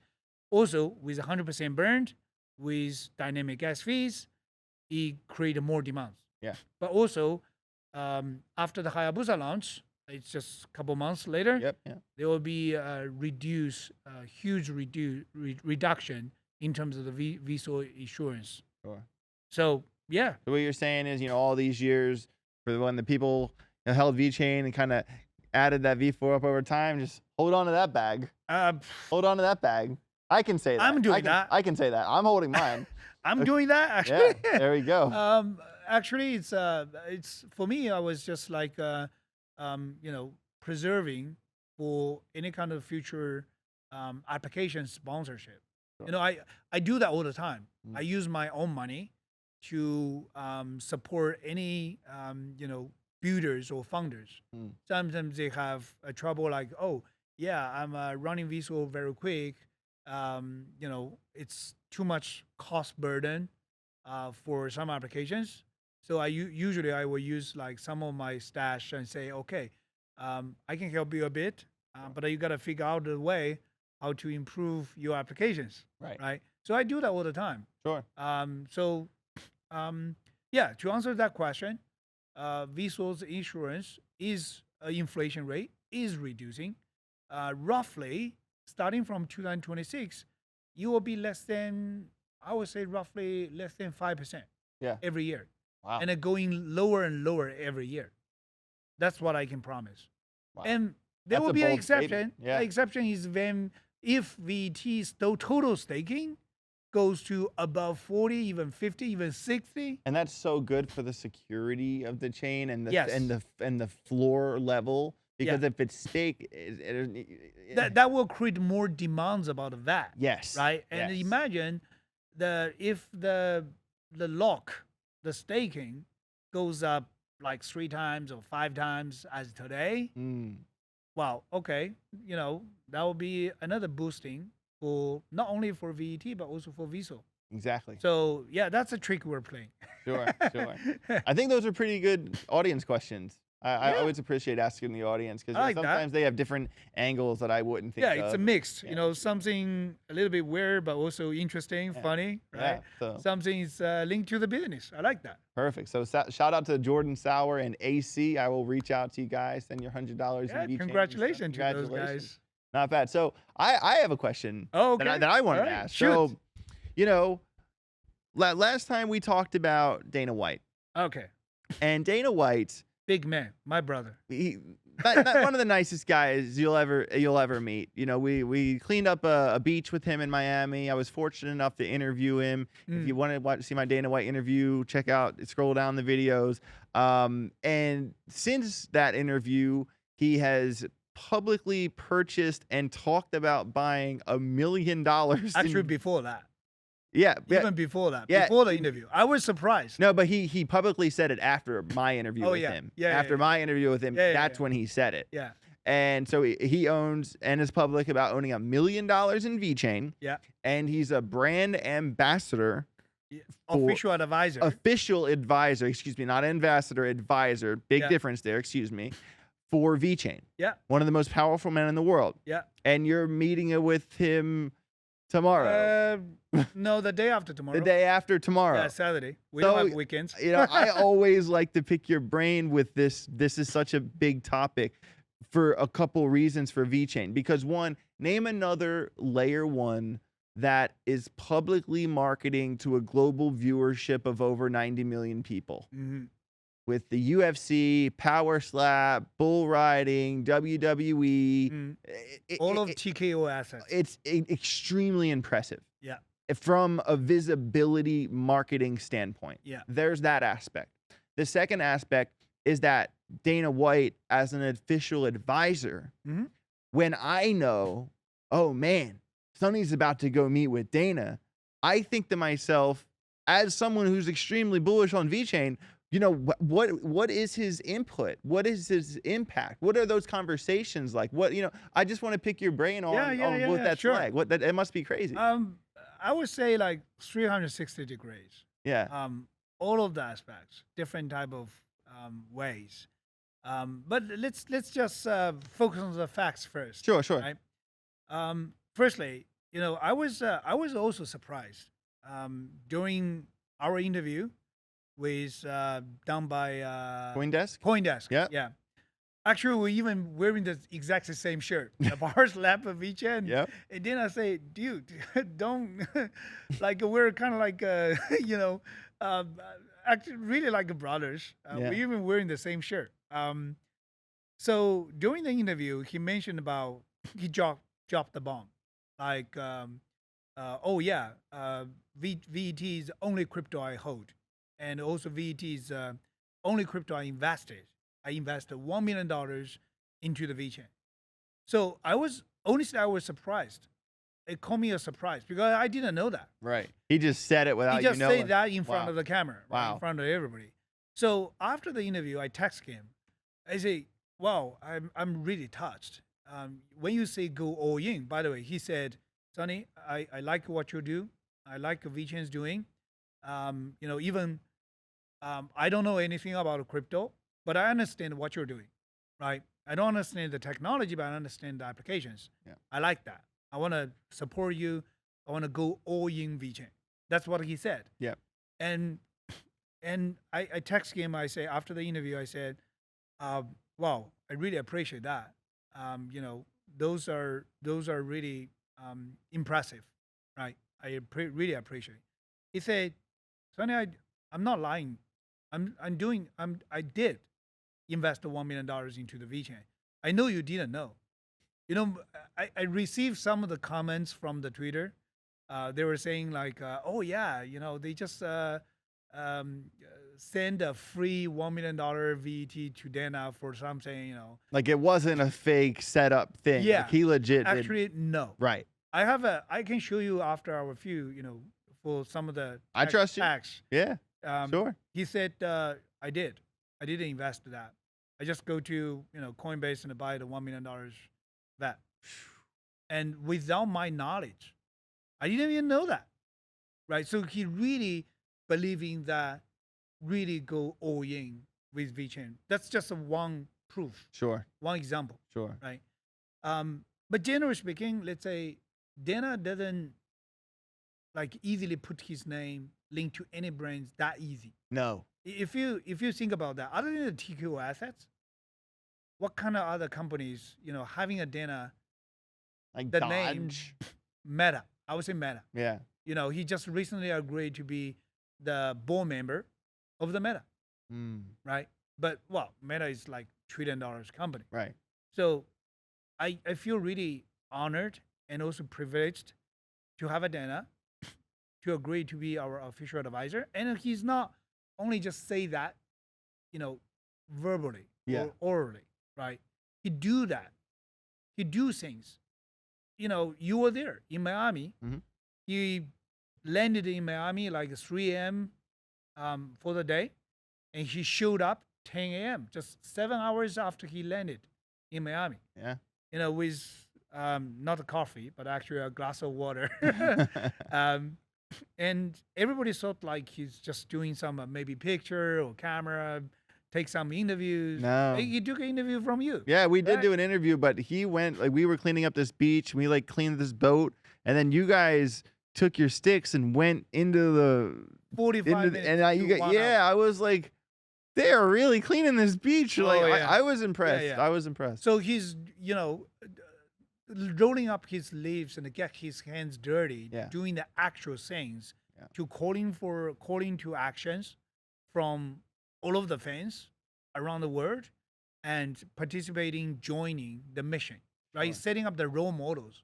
That's the first. Secondly, you know, I meet him or call him, text him all the time.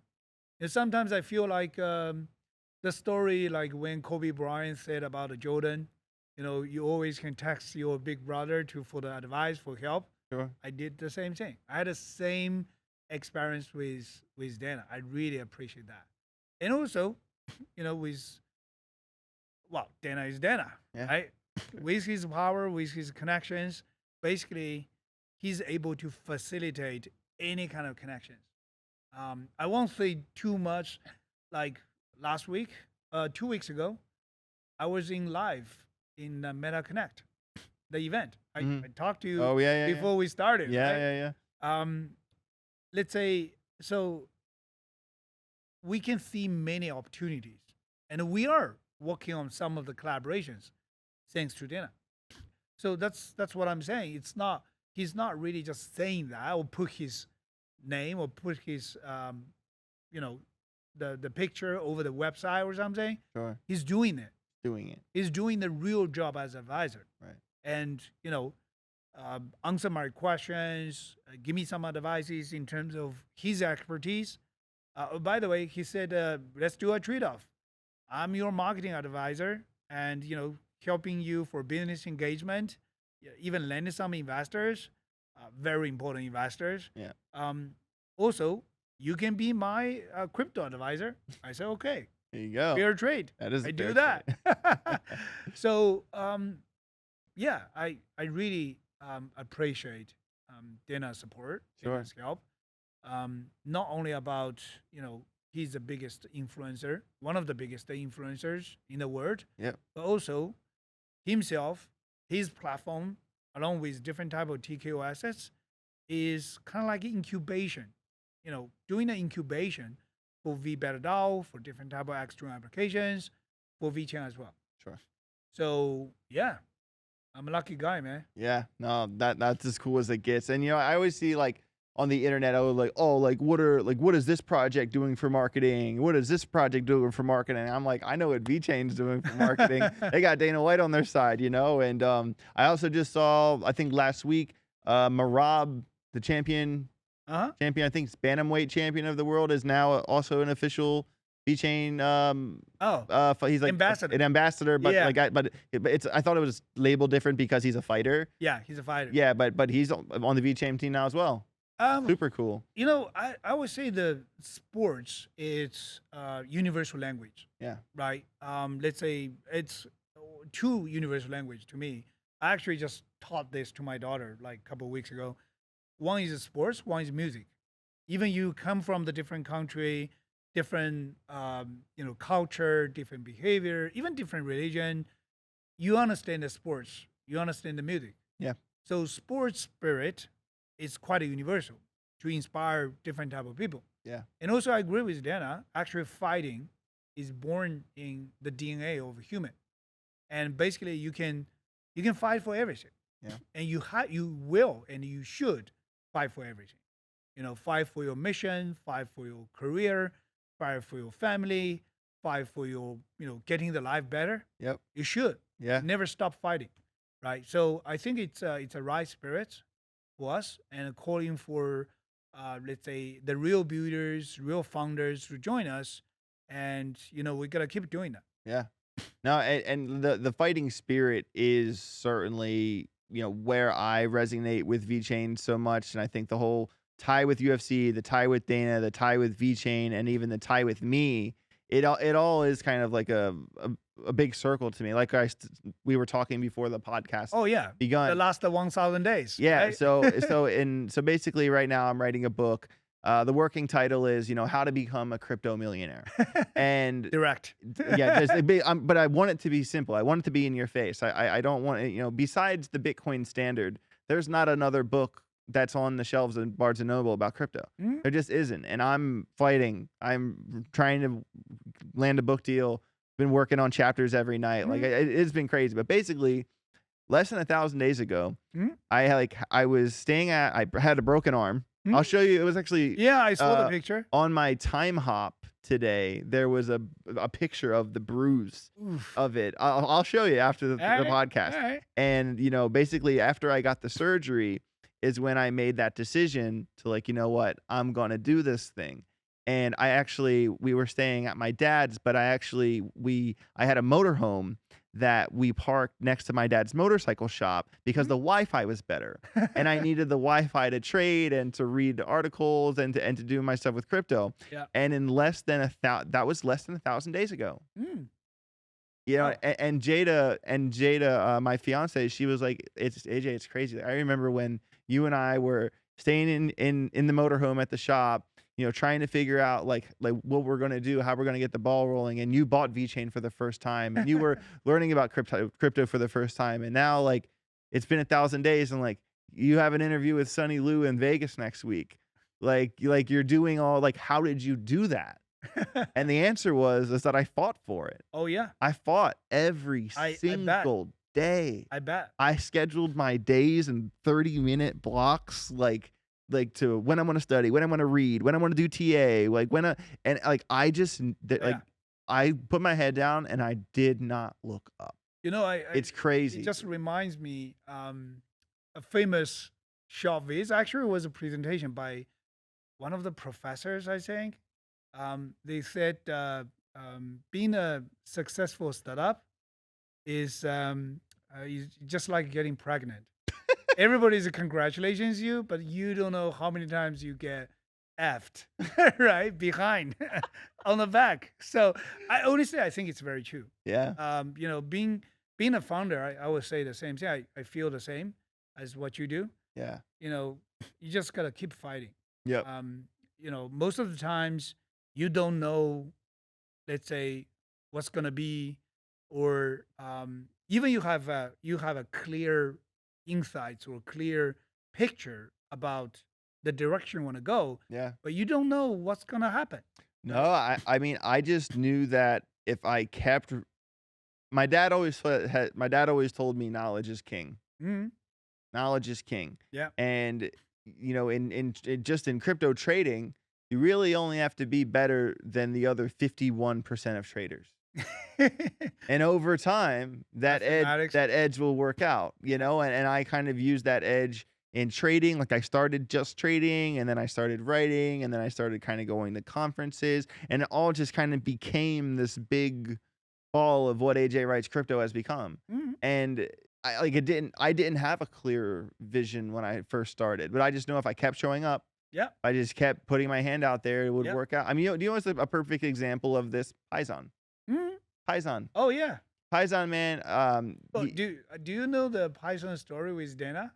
No. Okay, I will share with you. But just really quick. So Python is he wears a lot of hats at VeChain, but he's essentially the UFC activation manager. Yes. And Python and I really close friends, and just like me, every time I went to a crypto conference, every time I went to a karate combat fight or something, just somehow, some way. He fought in karate. Yeah, he did fight in karate combat, but just somehow, some way, wherever I went for a crypto-related event, Python was there. Yeah. He was there. Just he didn't know why. Yeah. He didn't know what. He just knew he had to keep showing up. Yeah. Yeah. And then one day, you and we met at a Starbucks at Caesar's Palace. Yes. And we did that like little baby interview. Yeah. Yeah. And after the interview, you asked me, AJ, you know anyone who knows about VeChain and also knows everything Passionate about the UFC? And I said, actually, yeah, I do know someone. I know exactly. Yeah. And here we are.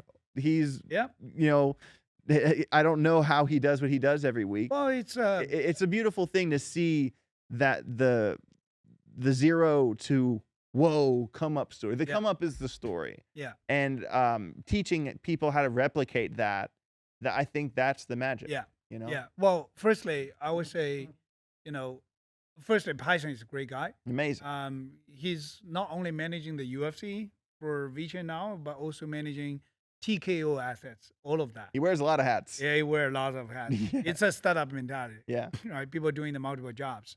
And also Python, I would say, not only about his relentless efforts to learn, to adopt, you know, whatever there is in the crypto side or in the TKO side, asset side, but also, you know, let's say his fearless spirit kind of made you to be here. Everything's possible. Yep.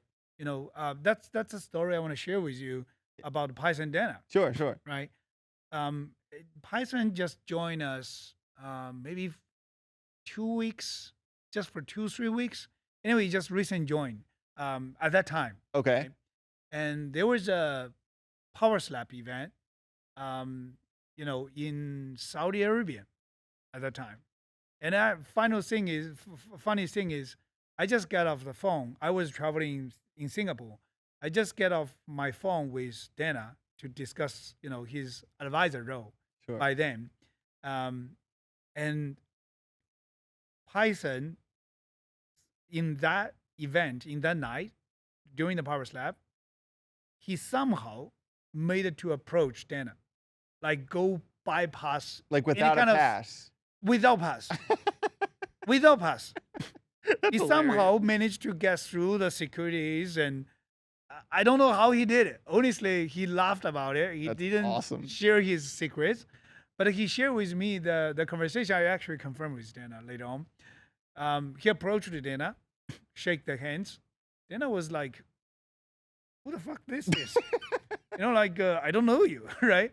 But anyway, Dana is a very friendly guy, right? He's very a friendly guy, and he noticed Python was wearing the VECHAIN, the UFC T-shirt, so he reached out the hands, shake the hands, and asked the name. He exchanged the names, and then Dana asked the question like, how did you make to my feet like this? Python just say, I figure out a way. I'm your big fan. I respect what you do. And I just wanted to shake the hand and say, you are my man. You are my hero. And then I was like, I respect that, but don't do it again. That's pretty good. That's what I'm saying. Yeah. Like when you have a mission, when you have a purpose, you just do it. Yep. Even you fail, it's fine. I always saying like a failure is one of the positive results. You need to fail. Yeah, you need to fail. You need to fail. But you need to fail quickly, right? That means you can iterate. You always come back from your failure and try again. Yep. No one can guarantee like you have a win all the time. No one. Literally no one. Not even Elon Musk, not even Steve Jobs, not even Michael Jordan. Right? Michael Jordan lost like 7 seasons before he had the first championship. Sure. So you just gotta keep doing that. And that's kind of inspired me as well. Everybody's saying like, oh, Dana is, the big top shot, to bring the UFC from $2 million to be a $20 billion company. How many times he was struggling, he was fighting in the last 20 years? Nobody knows. Yeah. Right? I mean, Dana is another example of the rags to riches story that we all admire so much. All of the efforts, all of the struggles, even the blood, even the tears. Yeah. You just gotta swallow it and keep going. That's the spirit. Yeah. That's we're holding in VECHAIN as well. Just keep building, believe what we do, keep iterating, and then eventually we'll get there. Yeah. Yeah. I always said I'd said I'd fight back. I never said I'd fight fair. That's a rule of thumb. And not like physically, but in the world of business, like you have to take it. You have to fight for it. And I think some people, people always ask me like, how did you get like your first initial? I feel like a lot of people that follow crypto that want to break out of their jobs. They want to quit their 9-to-5s. They want to break out of the matrix, so to speak, as Andrew Tate would say. They just don't know how to get out of that initial stuck place. Yeah. And that's the hardest part. And I think like the best way to do it is to just like quit your job. Well, because you're not going to have nothing the time. comes easy. You're not going to have the time to build what we're talking about if you're there. Yeah. Well, how am I going to pay for the bills? Well, like Python, figure it out. Yeah, you figure it out. You'll figure it out. Like life finds a way. Life finds a way. It really does. But it comes down to your character. It comes down to how big your balls are. Like, are you willing to risk it? Like, especially with crypto, right? Yeah. And like, I have like a Telegram group, and I do sports betting groups. I've made over. I'm actually almost close to making $300,000 in sports betting just this year. Yeah. It's not bad. That's what we just discussed. Yeah. We said now we're standing the best momentum in the human history Yep. to do a startup. Yep. Why? Because the technology is there. Yeah. Not only about, actually, we can talk about this.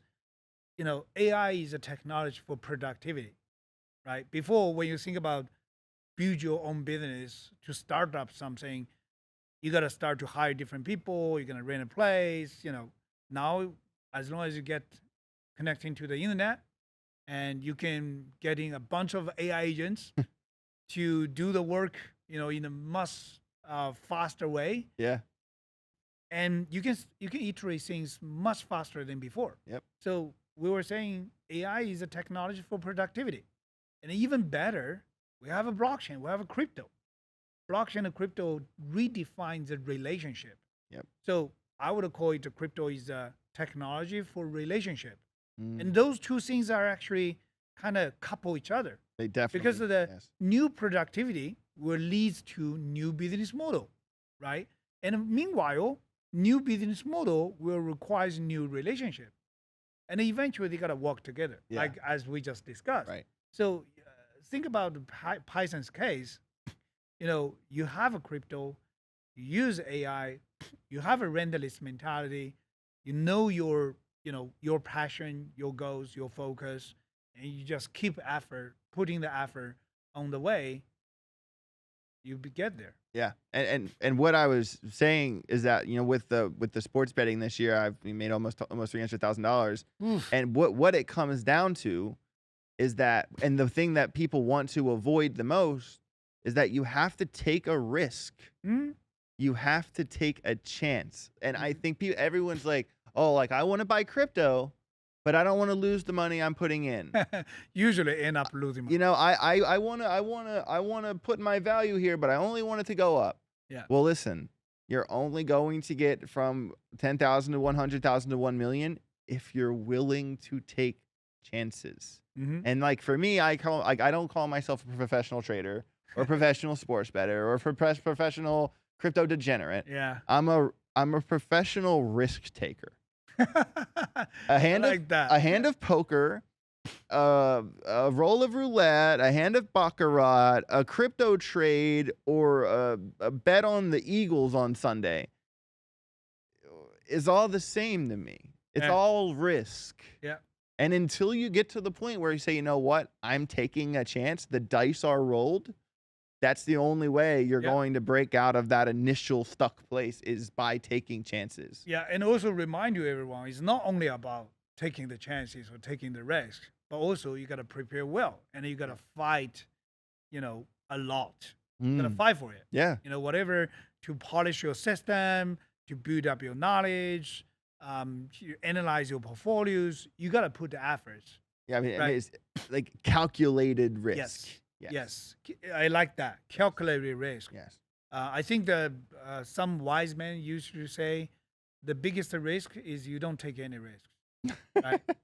So, but also all of the efforts, all of the, learning, all of the studying, all of the, renderless work, is just minimize your risk and increase the chance to succeed. Right. So, I like that. No, and even for me, I know recently I told you I started a second YouTube channel. It's called Trade Crypto Today. Okay. And basically, the idea of the second channel is every single day. It's a daily channel. Okay. I do a simple idea, a simple chart, a simple thing. It's a short video. It's just something that's every single day. Oh, yeah. And I want Trade Crypto Today to not be about AJ. I want it to be about crypto. Mm-hmm. Because I feel like Ajwrites has kind of evolved into like its own jambalaya of, I just interviewed Andrew Tate. I had a Dana White interview. We do our interview. So it's like an interview channel, also with crypto price predictions, also with crypto portfolios. And it's kind of just all about, it's like a jambalaya of things. There's no like rhyme or reason sometimes. Right. And it also has the element of sports betting with no sweat bets. And I don't know. And I think that it was really important for me to separate the two. And I feel like that I'm taking a chance by putting time into Trade Crypto Today by starting from zero again. But I like starting from zero. I'm good at it. Yeah. It's just like if I could like have this channel and then build this one and be successful with them both, the success of the new channel is just proof that the first time wasn't a fluke. And like I think that challenging yourself to, although it's going to take more time out of my day, although we're I'm juggling all the things, you have to keep branching yeah, and keep trying. yeah. I'm sure you will evolve, just like playing the games. Yeah. Now you're playing the second time. Yeah. You must be faster. You Yeah. must be smarter. Yep. Right, and better to mastering this game. Well, you have to the calculated risk, the research element.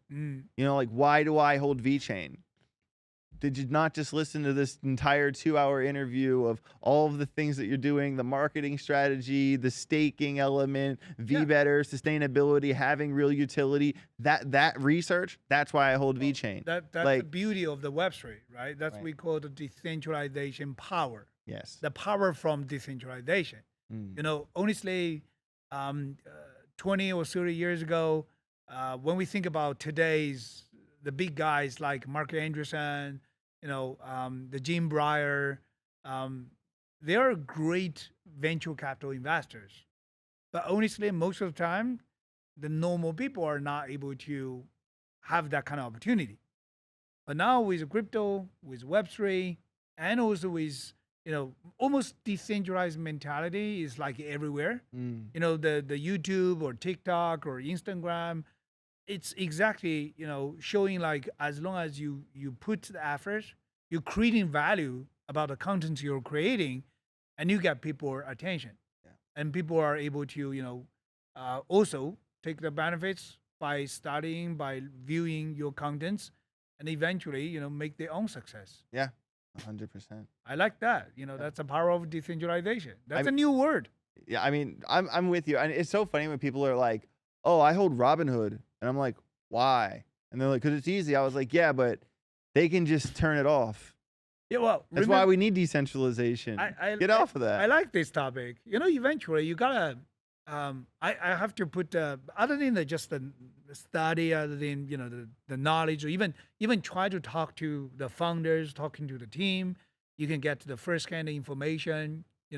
About like what's your mission, what's your vision, what kind of the people you are, and then I trust my money in your hand. Sure. Right, for the things you do. Right, but also try the product. I think that's also important. However, in the last a period of time, when I talk to the different type of people, even including some of the institutions, they don't even try the product itself for the portfolio they invested. I find it weird, honestly. You gotta use. You gotta test the car before you buy it. Exactly, right? Yeah. And then you gotta use like EVN, like how smooth it is, and then use the mugshot, like how convenient about that. Yeah. And then using the V word, how good about the user experience, no hiccup, no downtime, no outage. Yeah. And then you gotta use the product before you make a serious investment. 100%. I always sharing a story. Warren Buffett put a big amount of money into Coca-Cola because that guy drinks like 5 cans a day. Even he above like 85 years old. That's so much sugar. Right. That's a different story. Yeah. Right? But because he loved the product, then he invested in the company. That makes sense.